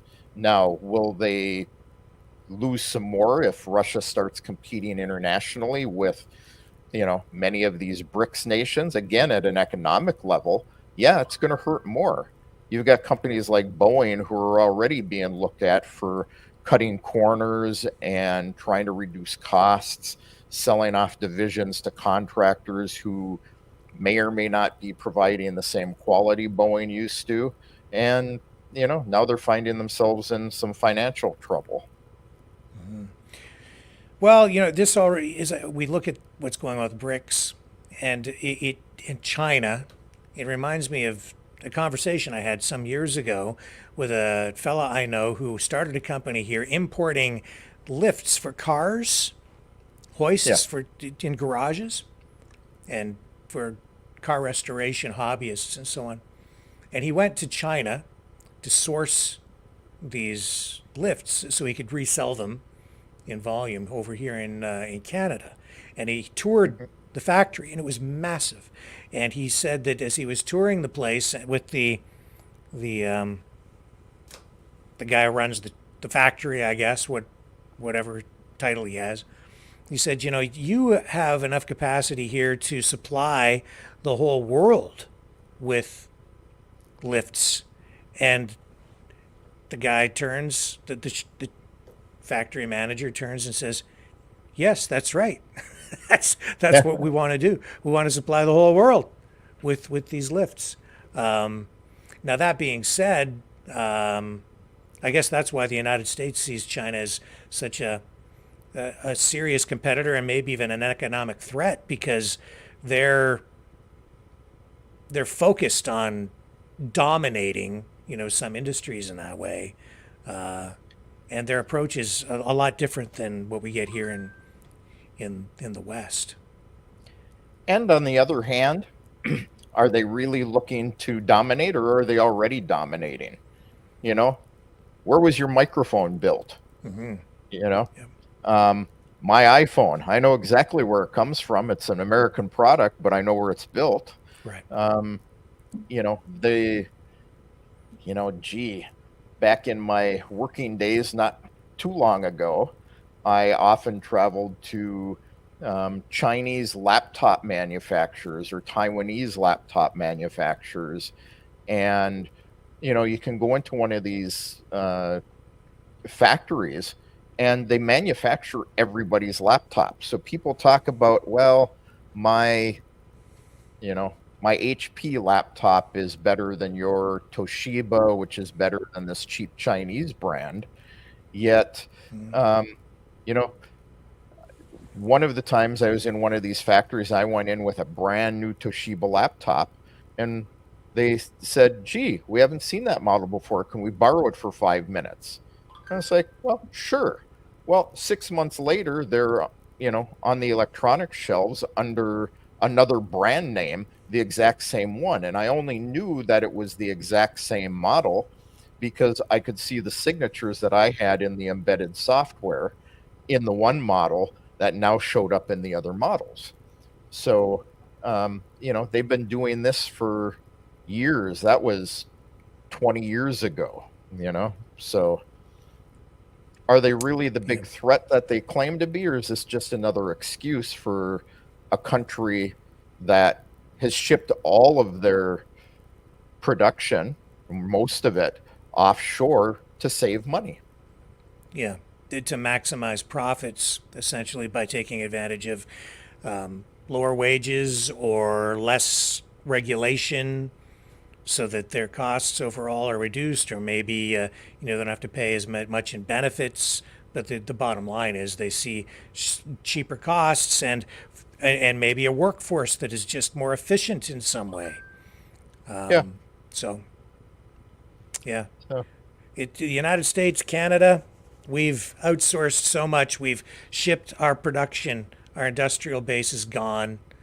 We have some, but manufacturing, so much of it is gone. That's why here we have a chain of stores called Canadian Tire, and I call it China Tire, because when you go in, everything that they sell is made in China anymore, right? Even the tires, for the most part. A few tires still made in North America, but a lot of them made in China. It's China Tire now. Yep. It's funny. I put supposedly German plumbing in my house. My plumber was so big on, these are good, high quality German pipes. But if you looked at them before he installed them, it was German company, but they all said made in China. Yep. So, you go to China Tire here in Canada, and you go to the plumbing section because it's a hardware store, and you pick out your taps. I think all of them are made in China. Even the higher end brands like Peerless and Delta that were always made in North America. I had to put some taps in the house here recently, and you can pay more here or less there, but it's all made in China, all of it. Yeah. Couldn't find anything not made in China. So who do we have to blame? It's just ourselves, exactly. really. Capitalism. Oh wait, no, I'm starting to sound like a socialist now. Dragon, you're back. I see you walking around out there still. Any luck, sir? Have you found us any graffiti? No, I've asked the policers in my behind me, and they don't even know where that is. So it's kind of weird. I'm asking myself if it wasn't done somewhere where I'm not able to access, for example, behind the barricade. That must be one thing, but Yeah. that's one thing I got to check so what out. you're saying is maybe where the encampment is, there's this area where they won't let you walk. There is the protesters or occupiers, however you want to characterize Phrase it. They're not allowing certain people to go beyond a certain point. So it might be over there in an area that you can't access because they're preventing you from going there.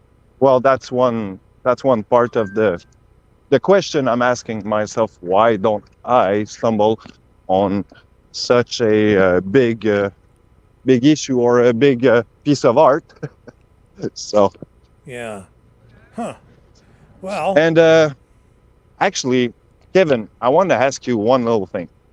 If you remember the H1N1 pandemic back in 2000, right? Yep. This is where actually the European Union did change all currency for the European currency, because actually they were all getting on bankrupt, if I do remember well. What are you talking about? I don't know. I haven't got any idea what he's talking about. Do you know what he's talking about? Back at the end of the 90s, when the European Union decided to bring basically all the dollars or the currency in Europe into the European or the euro. He's not talking about the creation of the euro. Yeah.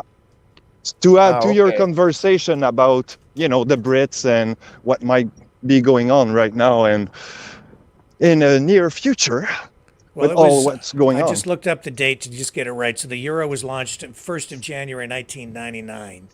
And for the first 3 years, it was an invisible currency only used for accounting purposes and electronic payments. Coins and banknotes were launched on the 1st of January 2002. And in 12 EU countries, the biggest cash changeover in history took place at that time. But do you think it was because of the H1N1 virus? Well, basically what happened, if my memory is correct and I'm not mistaken, what happened is that after the H1N1, or while the H1N1, basically everyone was getting into, we were getting into a recession back then, right? And that was kind of forced by the pandemic kind of thing. So it's kind of what we're seeing today with the COVID pandemic and the ongoing economic situation that everyone's been into. Why are we talking about now about CBDC or digital currency? I would argue that, it's kind of the new euro dollar kind of thing from the days now being being implemented to get the situation, the economic situation back to order. I'm supplementing what I remember about the creation of the euro with some information I just brought up on screen here. And so as I understand it, the euro was introduced because it was an effort to deepen economic integration into Europe. It was aimed at streamlining and facilitating cross-border trade and investments Trade, yeah. to enhance economic stability in Europe.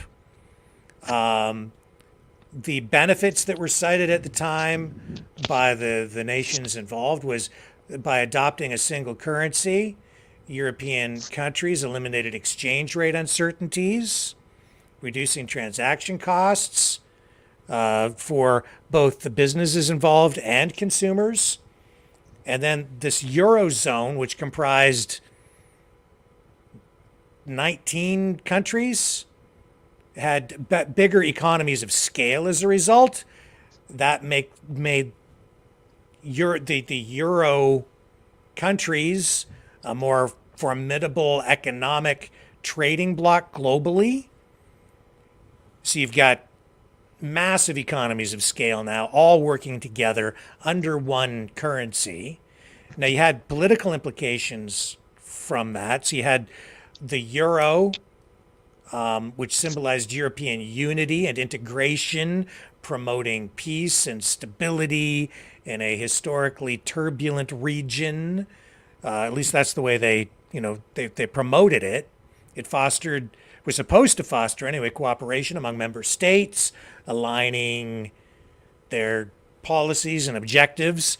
I guess in a way you could almost say it was a globalist vision, right? And you did have global influence. So you had the euro then competing with the US dollar, kind of like the BRICS nations, as a global reserve currency, increasing Europe's geopolitical influence and its stability and liquidity, then attracted investors from all over the world, bolstering the international role of the European Union. You had, the U.S. not entirely happy about it, but you had these challenges and you had some people criticizing it. But even though you had all these successes, the euro faced challenges, including divergent economic performances from even within the Eurozone itself. Critics argued that a single monetary policy may not suit all the economies, leading to disparities and tensions within the Eurozone. So all of that happening, and then you ended up with Brexit. So There's a lot of culmination since 1990. well, yeah, I mean, you integrate economies like that, and I think you also give up some degree of your sovereignty, right, as a nation state too, because you're kind of integrated, but you get bigger economies of scale. So there are pluses and minuses on both sides, but I don't remember the H1N1 playing into it myself. Kevin, Dragon, what do you? I don't remember the two being tied, but yeah, it was the same time frame. Now, like you say, Rick, the control it gives, the powers that be. What do you have in the European Union right now? Now they have the European Council, who is in charge of the euro, telling countries like Hungary, if you don't apply sanctions to Russia or you don't quit buying oil from them, we're not going to give you money. Mm-hmm. When it was first rolled out, I remember all those European countries wanting to hop on. I remember many Romanians were against it, and it actually broke many of them. They would be, have millions of Romanian, whatever their dollars were at the time. And, I still got some in my desk drawer. I've got a million Romanian bill, and at the time it was worth about 50 US bucks, and then all of a sudden it became worth zero because some of the countries just dumped their currency for the euro, and they said on this date everything is now euro. So was it implemented right? I don't know. It just, many countries, Denmark, I know people in Denmark that refuse to use it other than when they're traveling in the European Union, and they still use the krona in Denmark. So, well, the ability for a country to control its own currency is one of the things that gives it sovereignty. You Yeah. have to have economic separation. You need to be able to make your own economic decisions to determine your own economic destiny, to develop your own fiscal policies, economic policies, and from that flow your social programs and anything else that you want to do as a country. So a nation state's economy is integral to its ability to function and even its identity, even its cultural identity, I would argue. So if you are integrating your economy at that level into a European Union or a union of any kind, to that level, you're giving up a great degree of your autonomy, your sovereignty, and your ability to self-determine as a nation state what your destiny is going to be. So it's a slippery slope, I would say, but at the same time, there are other advantages that come with it in terms of economies of scale. But that's why we saw Brexit happen. Yeah, and this is why BRICS talks about not developing a currency in general for people, but just for cross-border transactions.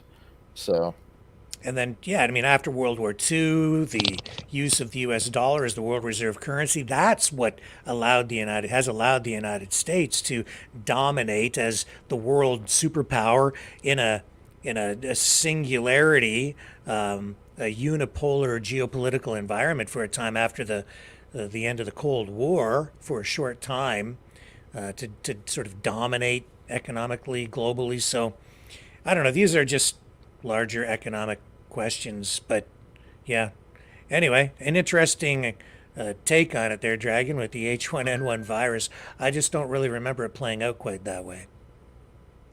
Well, actually, it was something that I kind of remember, and I was kind of being anxious of what was going on back then, economically and geopolitically, in a way. So this is why I do remember this this part of my past, if you will. Sure. Yeah.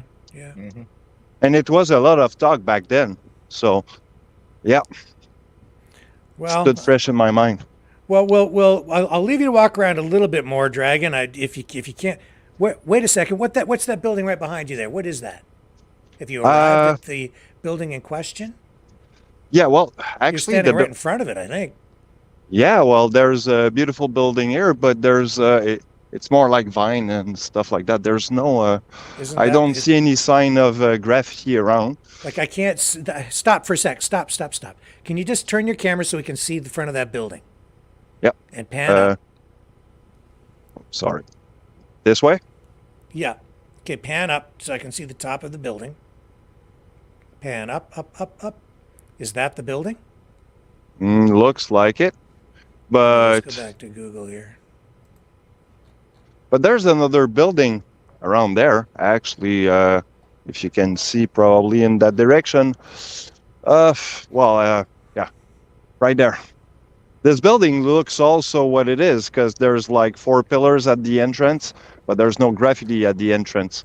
So I'm still strolling around, and because there's a lot of building and surrounding here, which pretty much look like what it is. I'm going to bring that building. Well, here's the image. That doesn't look quite the same there, so I don't know if that's the right one. I'll bring that video up, though, that we had. Well, I was just in front of it, I think. I'm not sure. Yeah, but I'm going to find that video again so we can. There it is there. I'll bring it back up on the screen. We might just have ourselves a case of severe disinformation. I don't know. Let's bring it up. I just hope not. Okay, so here's the video.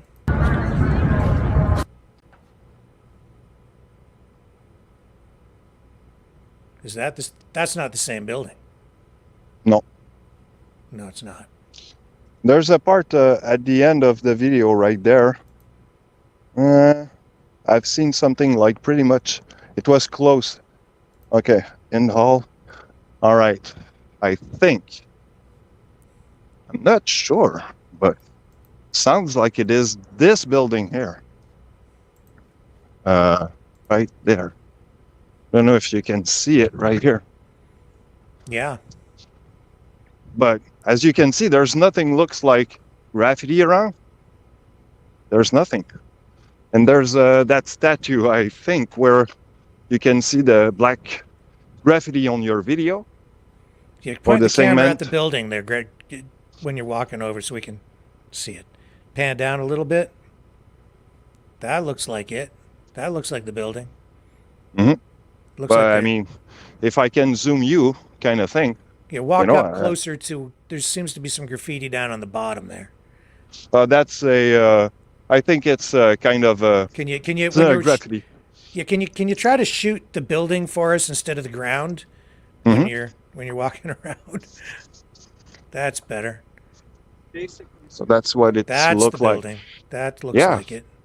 But I see no graffiti. That's one little the statue Again, that you can see. yeah, I think. point it at the building, Dragon, so we can see what we're talking about. Keep in mind that when you're doing this, people, the camera misses nothing. So let's try to keep the camera focused on the subject matter. And Little red sign to the right of the column.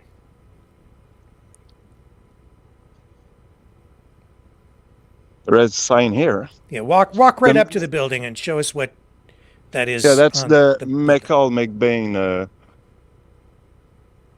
building. Yeah. So what's the one in the video? Yeah. No banners. Oh. Green paint splattered all over it. Well, Not there now. if I can zoom in on those brick, you can see green, right? But there's nothing that you can make of what it is. I mean, it's all blurred, everything. Maybe so- it was there and they power washed it off already. Well, as you can see, there's probably a little pound of water here, colorish, blue, probably kind of. Yeah, they have probably already have spread some cleaning matters on it and cleaned the whole thing. But as you can see, this is what the building looked like, and yeah, there's nothing. It's probably well, look, hold on. I'm not sure if you can see that. I'm gonna zoom it for you right here. You see, you can see an R here, Yeah, yeah. Yep. and an then A. Yeah. So, okay, Can you- this is probably. Sorry. Well, can you tell us what it says? No. I think there's the F word here because I see a F, a U, and a C, and yeah, okay, you can make it up. But that's what Okay. it is. I think it's the only word I can make up here. Interesting.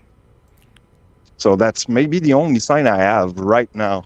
Just try to match up what we see. Well, here, how about if I do this? You over to the side. So let me just. So there it says free. I guess it's supposed to say Palestine, free Gaza on the steps there. I can't quite make out what it says. McGill something. No occupation was spray painted in red.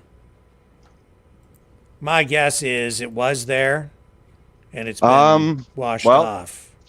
Hold on, there's like there's two pine like these, right, in the photo. Mm-hmm. So, let's take a look closer because I think yes, you can see reminiscence probably, but it was well cleaned.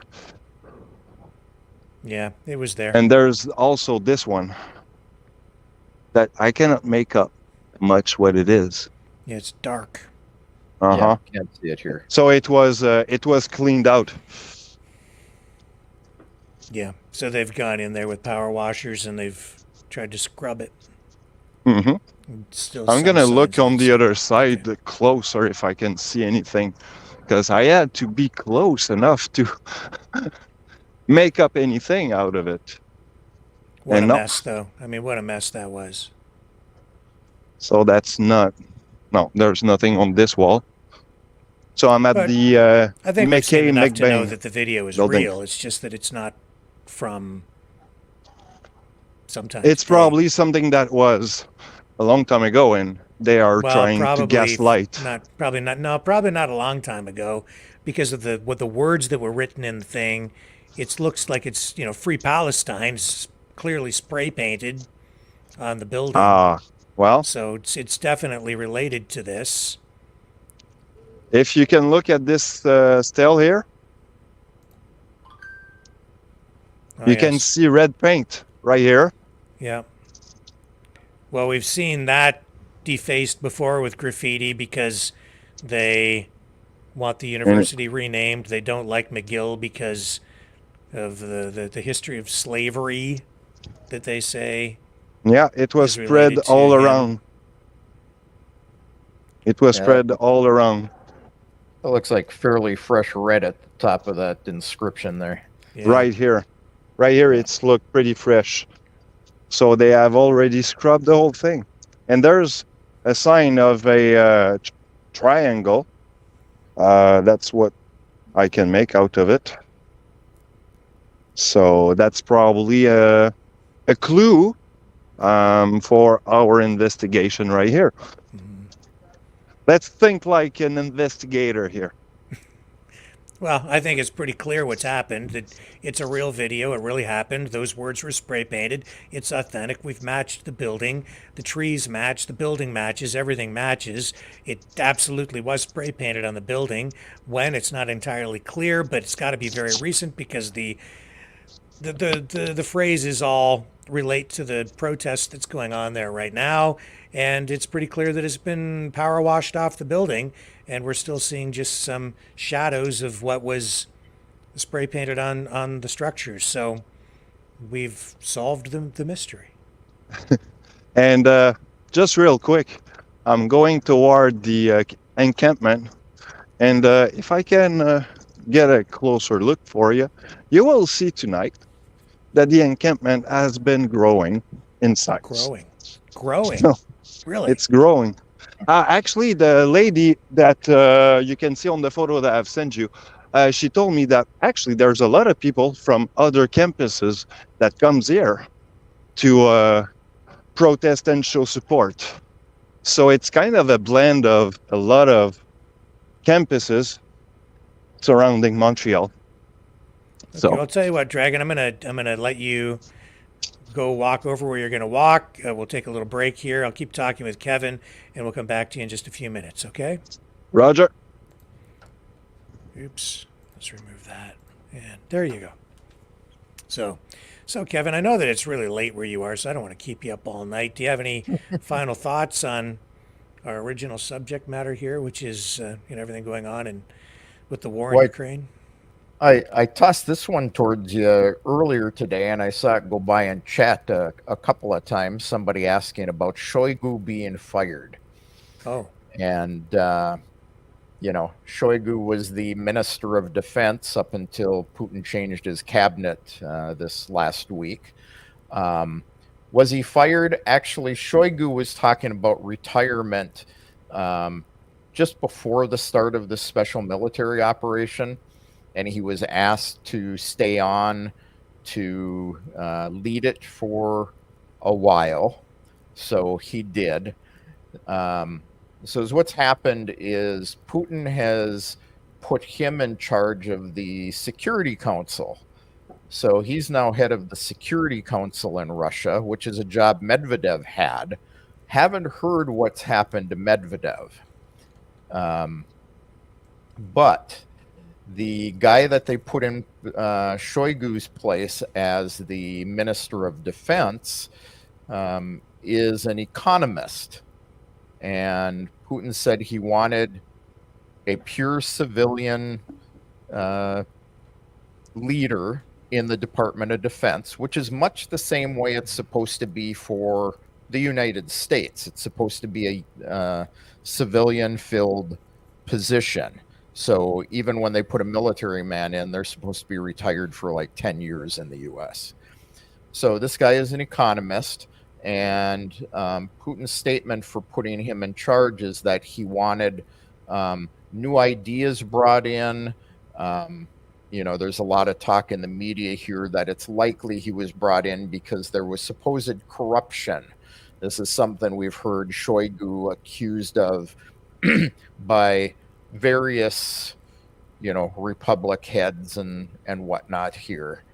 And, so they've got an economist who is going to likely tighten the screws on the military industrial complex in Russia.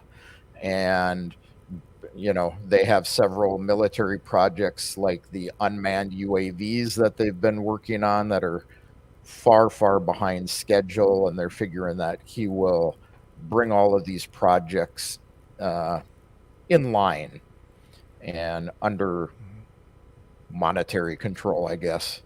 So that's kind of what happened to Shoigu. He was wanting to retire, and it's very likely it was at his request that he was put into this other role. This role in Russia is considered a retirement package. We're going to give you something relatively important to do that, will give you income coming in, but it doesn't take a lot of effort other than running your mouth a lot. Which is what Medvedev did. So. That's true. That's true. All right. Kevin, thank you so much for joining us on the program tonight. Always my pleasure, Rick. Yeah. Tonight for us, it's very early in the morning for you.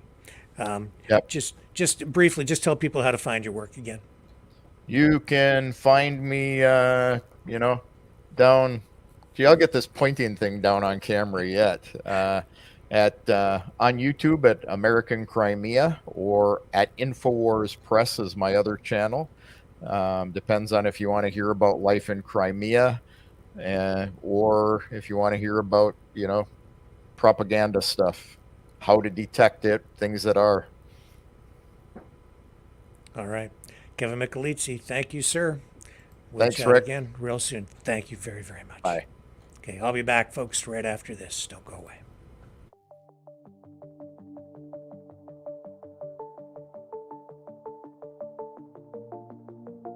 Greetings, brave Mavericks. Our quest for truth continues. We go beyond fake news. Together we expose propaganda. Together we pull others out of rabbit holes. We are maverick thinkers. We are all unique individuals. Defenders of individual rights and freedoms. Credible. Trusted. Grounded in reality. Maverick News. Defending free speech. Donate at freedomreporters.com. Do it now. Tomorrow may be too late. Maverick News. The world is watching.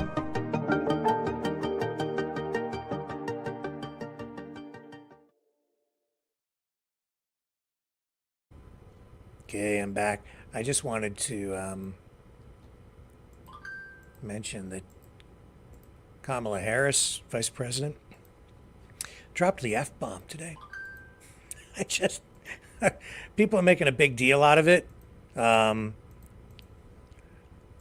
I guess, if the president, when you're in a position like that, people expect a little bit more. But let's bring Dragon back up here. It looks like he's got something for us.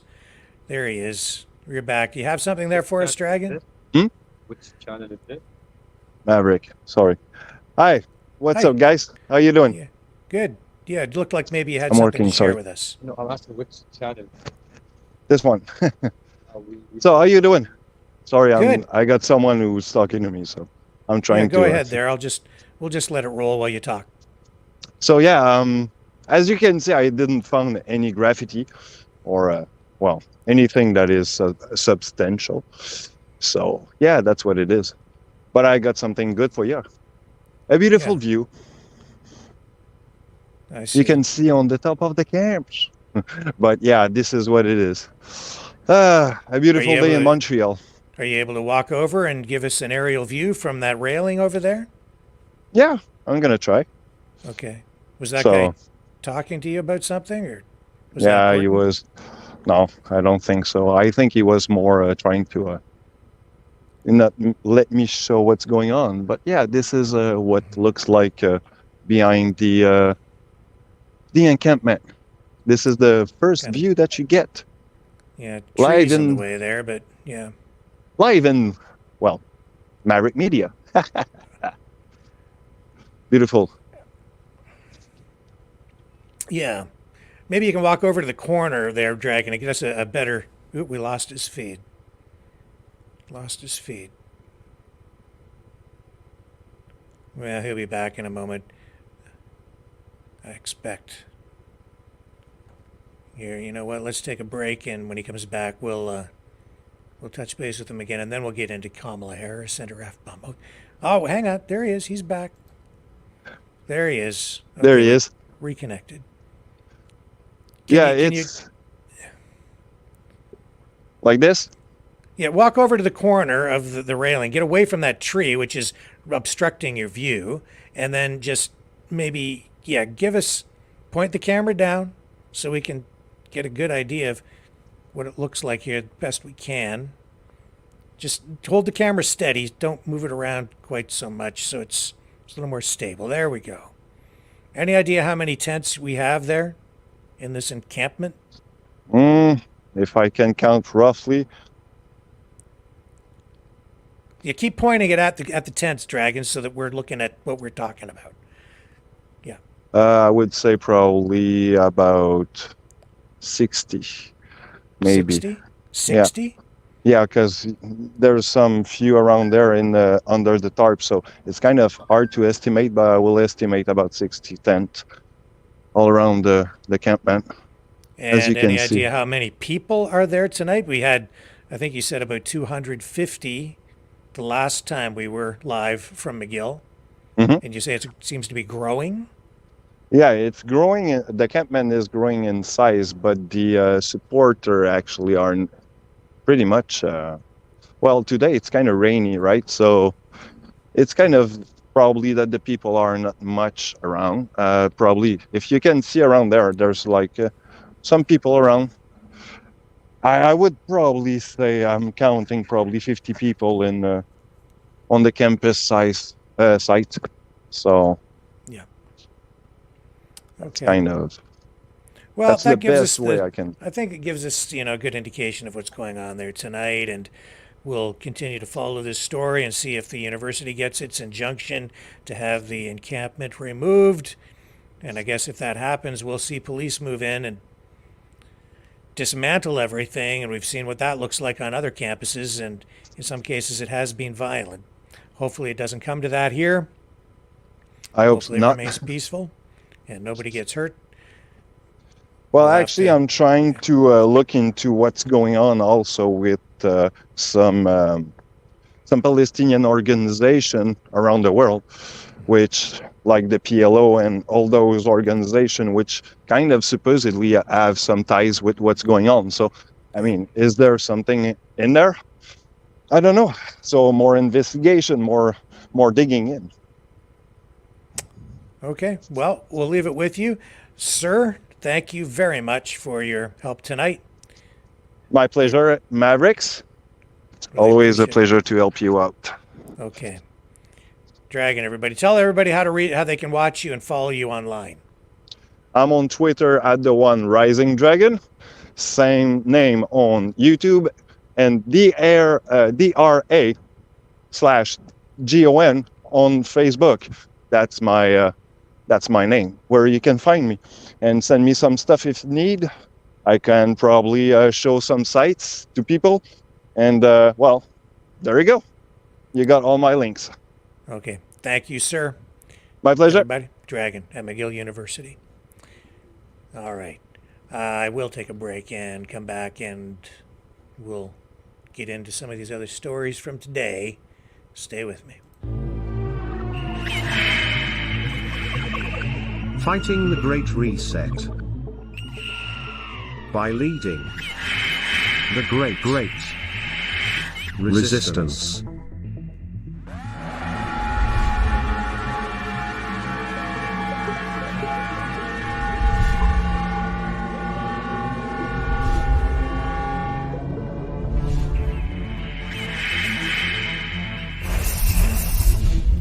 Maverick News.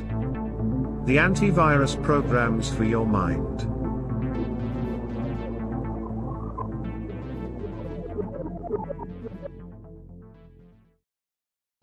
Okay, so, yeah, Kamala Harris dropped the F-bomb today. Everybody seems to think that's a big deal. She was offering advice to young Asian Americans, Native Hawaiians, and Pacific Islanders about how to break through barriers. She was participating in a conversation which was moderated by actor and comedian Jimmy O. Jimmy O Yang. I don't even know who that is because I'm so old. So anyway, he asks her what it means to be the first vice president of Asian descent and how that heritage has informed her views and roles as a leader. So we know that Kamala Harris's mom was from India and her father was from Jamaica. So anyway, she says this, and then the Twitter sphere goes all a Twitter. This is part of what's involved, is that we have to know that sometimes people will open the door for you and leave it open, sometimes they won't. And then you need to kick that fucking door down.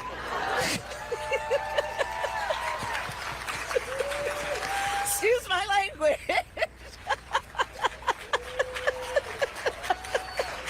We're gonna make t-shirts with that saying, kick the door down. That laugh. I just, it's kind of a cackle.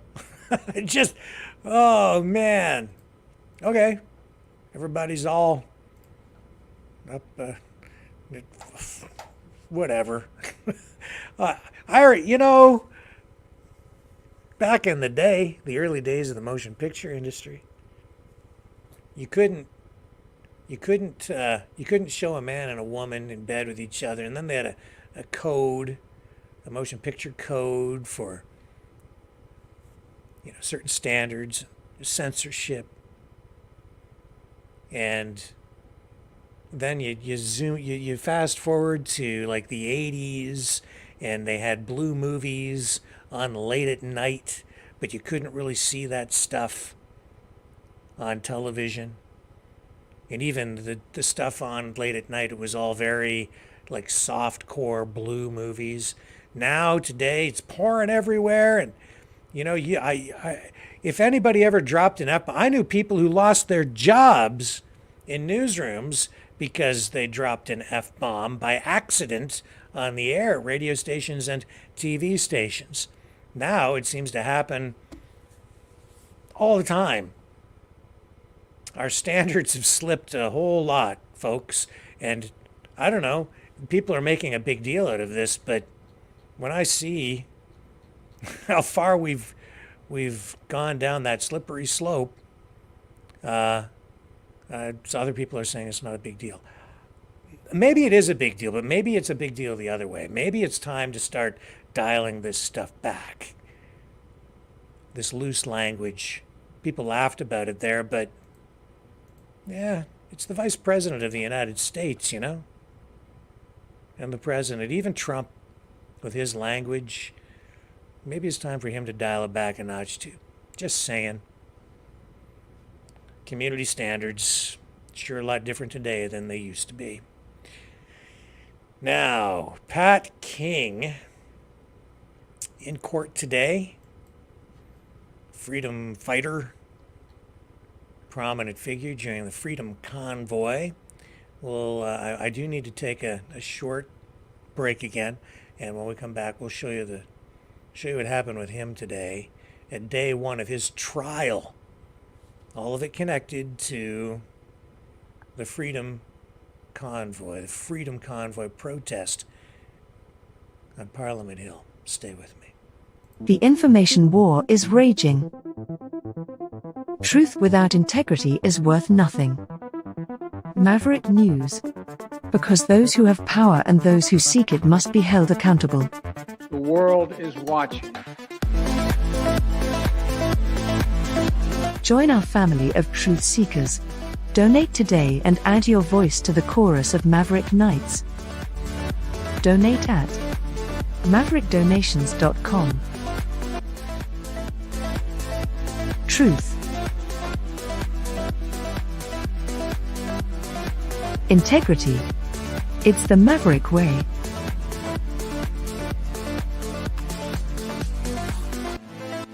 Maverick News. The world is watching.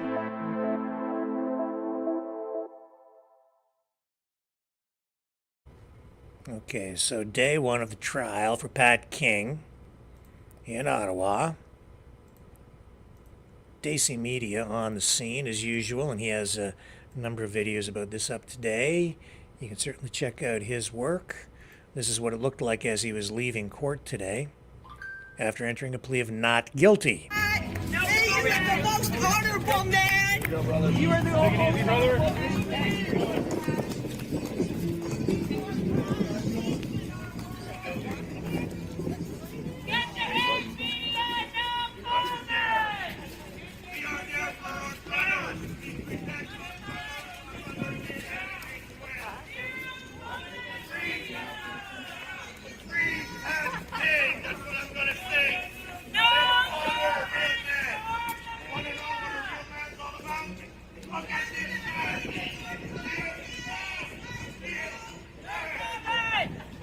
Hey, Lynn. Good job, everybody. Good job.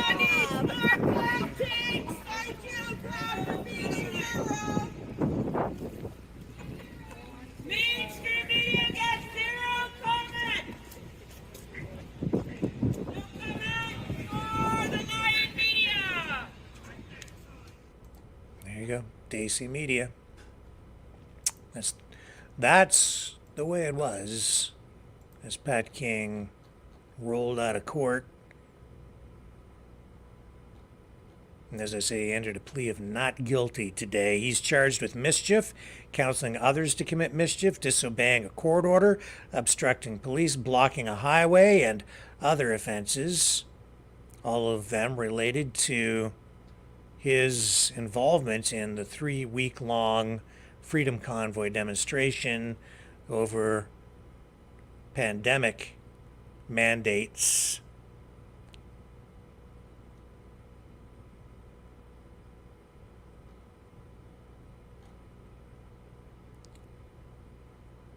And if he's found guilty, he could potentially go to jail for years on some of these charges. I'll tell you, if that happens, I think you would see a major backlash from the public. He is very popular figurehead within the freedom movement, or whatever it has become. Whatever still exists as a result of that, and whatever it's evolved into, Pat King still commands a large online social media audience, and is still, as you saw there, as he was getting high fives from people leaving the courthouse, he has some pretty devoted fans. Back to Ukraine for a moment. Canada's defense minister today holding a news conference at the Canadian Embassy in Washington. He gave a speech today to the Atlantic Council. He held a bilateral meeting earlier at the Pentagon with his American counterpart, Lloyd Austin. And also he's meeting with American cybersecurity and defense industry leaders in Washington during what will amount to a 2-day visit. All of this is aimed at advancing Canada's relationship within the defense field with the United States. All right, let's pick up his news conference here, where he's going to make a statement, a very, very brief statement, and then answer some questions. Yeah, first of all, thank you very much. I think the forum that we all just attended was a very interesting one, and I appreciate the opportunity to speak to you. I understand some of you may have questions, and so I'm happy to respond. Katie. Hi, Minister Blair. Katie Simpson, CBC News. Something that you did not mention at the talk that you just, or the Q&A session you just did. I'm curious, did you discuss at all the situation in the Middle East with Secretary Austin and the U.S. threat to stop sending weapons to Israel if Israel does go ahead with an offensive in Rafah? And what is Canada's position on that U.S. threat? Well, first of all, of course, Secretary Austin and I spoke about a number of threats that are happening around the world. We did talk about the situation in the Middle East. We talked about the Israel-Gaza situation, but also in the Red Sea and the threat that the Houthi are bringing to international trade and waterways in the region.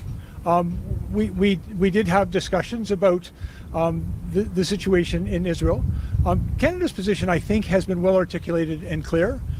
We support Israel's right to exist and to defend itself as a nation. We condemn the terrorist attack committed by Hamas.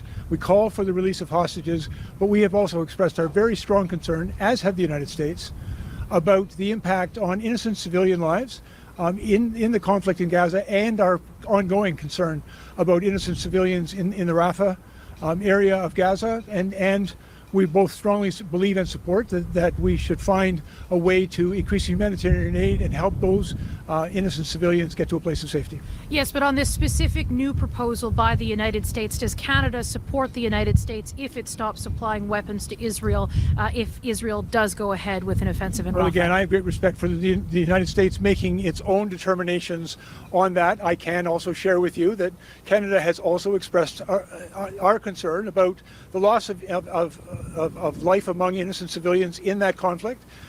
We have our own very rigorous regime for the export of all military equipment to every country, and since the beginning of this year, Canada has not issued any new export permits for military equipment to Israel. We are also watching very carefully as the conflict continues there to ensure compliance with our very rigorous export regime before we resume any future assistance to Israel.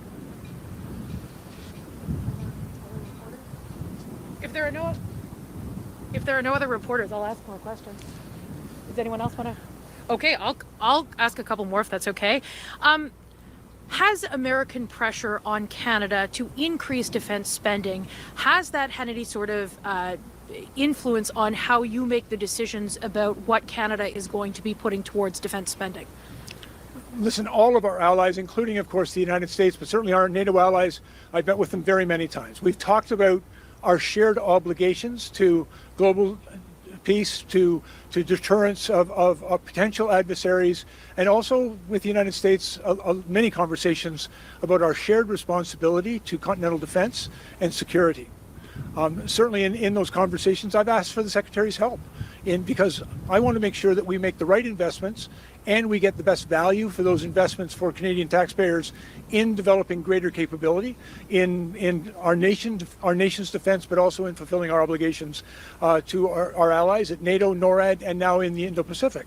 And so that help has always been forthcoming. It's quite frankly, Katie, it's a really valued partnership.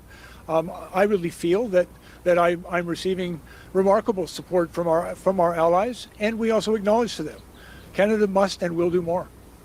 And did I hear correctly during your Q&A session that if Canada does go ahead with purchasing a new submarine fleet, that you are confident that with that purchase, Canada will finally meet the 2% of GDP spending? I believe we have got a number of investments which we've identified must be made. I've got a responsibility to do the work to make sure that when we spend Canadian taxpayer dollars, we're doing it well and we're creating the best possible value for those investments. But we are going to need a new underwater surveillance capability, i.e. submarines. We're also going to have to make some other very significant investments to replace our tank fleet, for example, to build out that integrated air missile defense system that is required here in North America.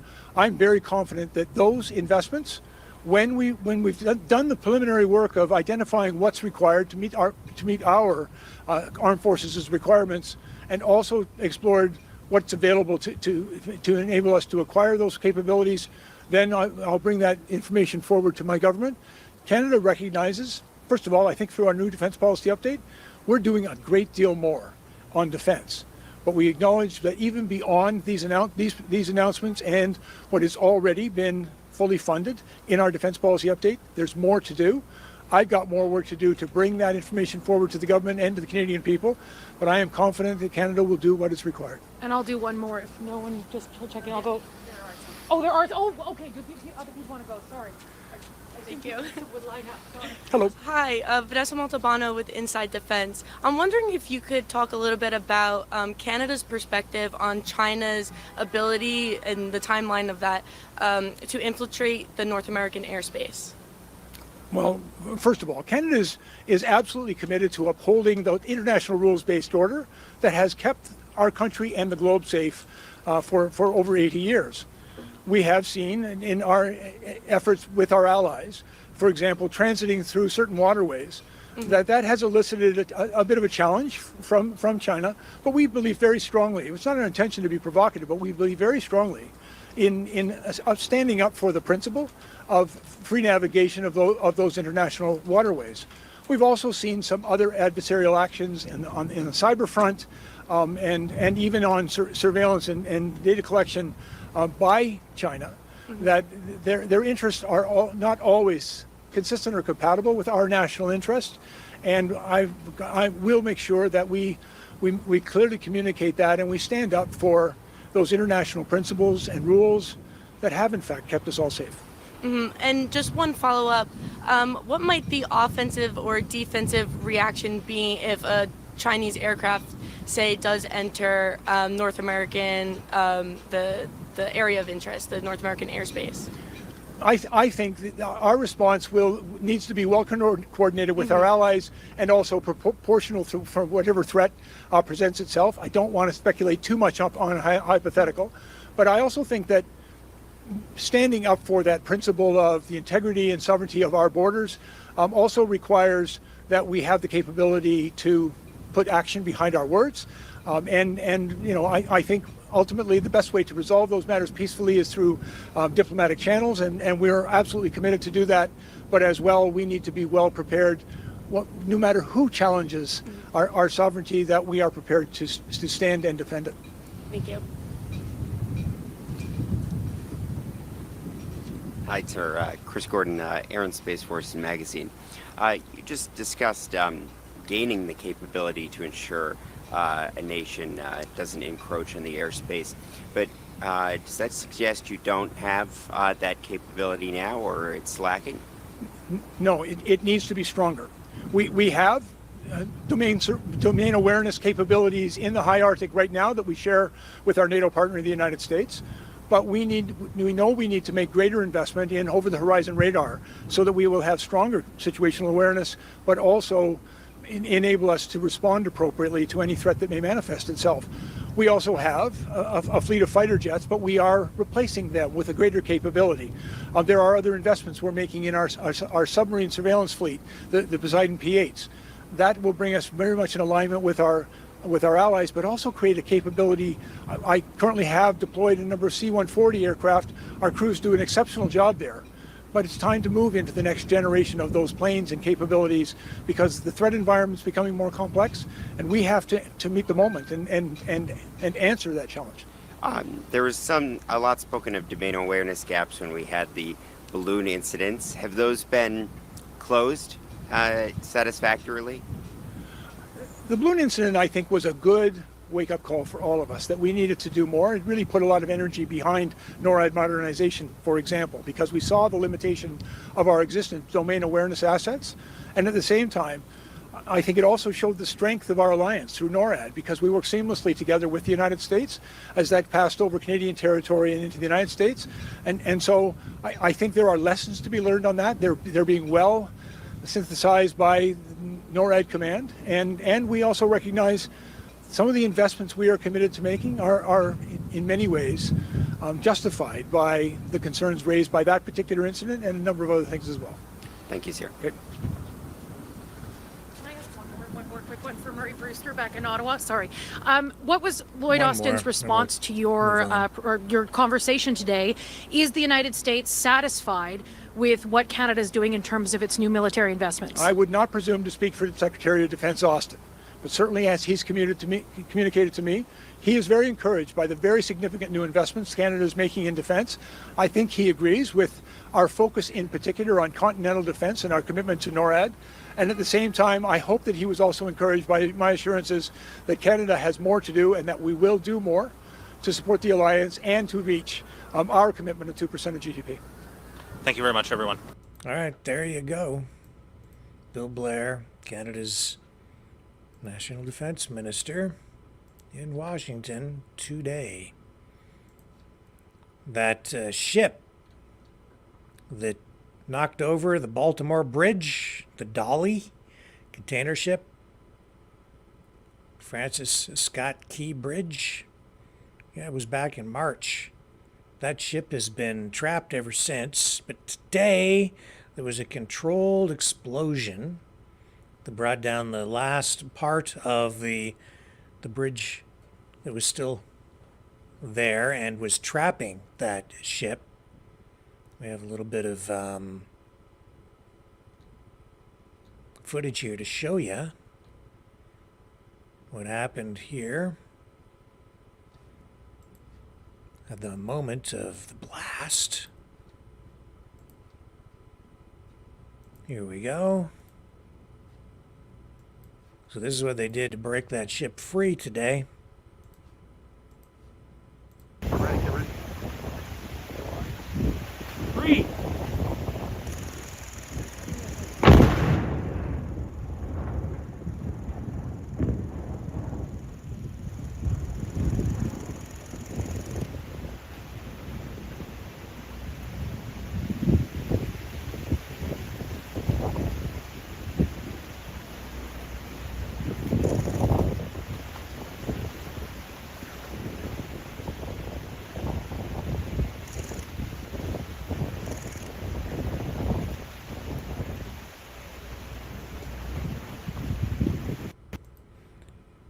Not quite as dramatic as the initial impact when the ship knocked that whole bridge over. That was back on March 26th.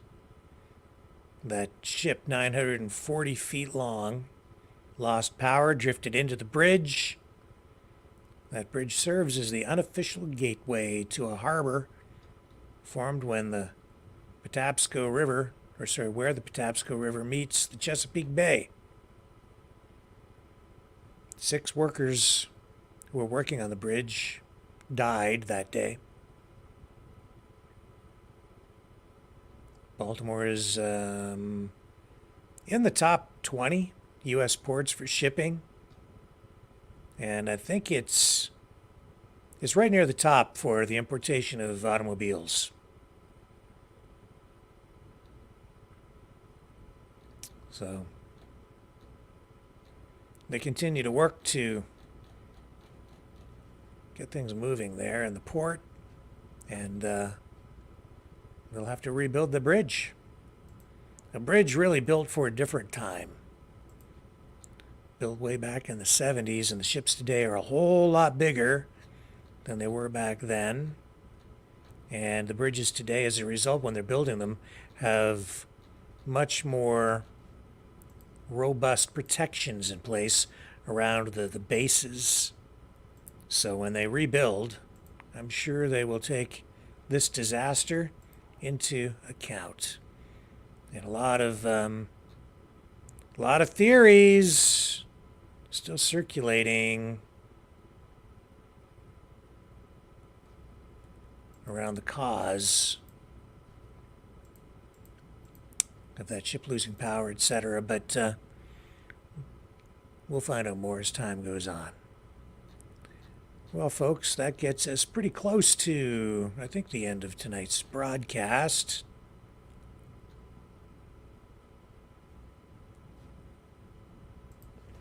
That being said, Dragon doing great work out there. Thank you again to Kevin for joining us on the program, as always. Thank you to Lori for alerting us to that graffiti at McGill University. She's the one actually who sent that video over to us overnight just to alert us, and then Dragon went on the hunt to confirm that it was real, and indeed we could see that it was. Washed away now, though, or at least they attempted to wash it away, but the shadows of that graffiti still in place there tonight. And the encampment remains in place. The protests continue, not just at McGill, but the University of Quebec, many campuses in the United States, and there's another one that was just set up days ago at the University of Windsor. We'll continue to follow all of this and the situation in Ukraine, in Gaza, here at home, domestically, the economic issues, and we'll try to get you closer to the truth. We do need your help. If you are able to support us, you can do that by donating at freedomreporters.com. That's where most people assist us, or you can support the work we're doing here at maverickdonations.com. Anybody that donates $60 or more, I will send you a hoodie or an embroidered Maverick News shirt with the logo embroidered right on it. Your choice. Any color you want, as long as it's black. Be happy to do that. Send that along. No charge. With a donation of $60 or more, $30 or more, and I'll send you a t-shirt. We have t-shirts in stock as well. So just make a notation when you make the donation, send the message to me, and tell me what size you need with your address, and I'll send you the apparel. And yeah, it's up to you guys. If you want us to continue doing the work, it's all up to you to keep us on the air and keep us working. freedomreporters.com. Please like, share, subscribe. Subscribe over on the Rumble channel. If you do subscribe on YouTube, and we encourage you to do that, make sure you look for the new Maverick Live channel. Make sure you look for us also at Maverick Multimedia. And if you do subscribe over on those channels, hit the notification bell so that you receive notification every time we post a new video or go live. And sorry to the folks over on Wimkin tonight. The feed just didn't start there. Had some trouble with it. It looked like it was functioning, but it was not. So we'll try to reestablish the feed there overnight, but we will upload an archived version for our viewers over on Wimkin later. So Wimkin, also over on Gab, and we post stuff now, Truth Social and TikTok. So we're getting around, but still nothing over on Facebook. And we're going to talk about that, our ban on Facebook, more in the nights ahead. Well, folks, thank you so much. A privilege as always to be with you again tonight. I will be back tomorrow. Same news channel, same news time. Maverick News, where we have the antivirus programs for your mind. Catch you on the flip side.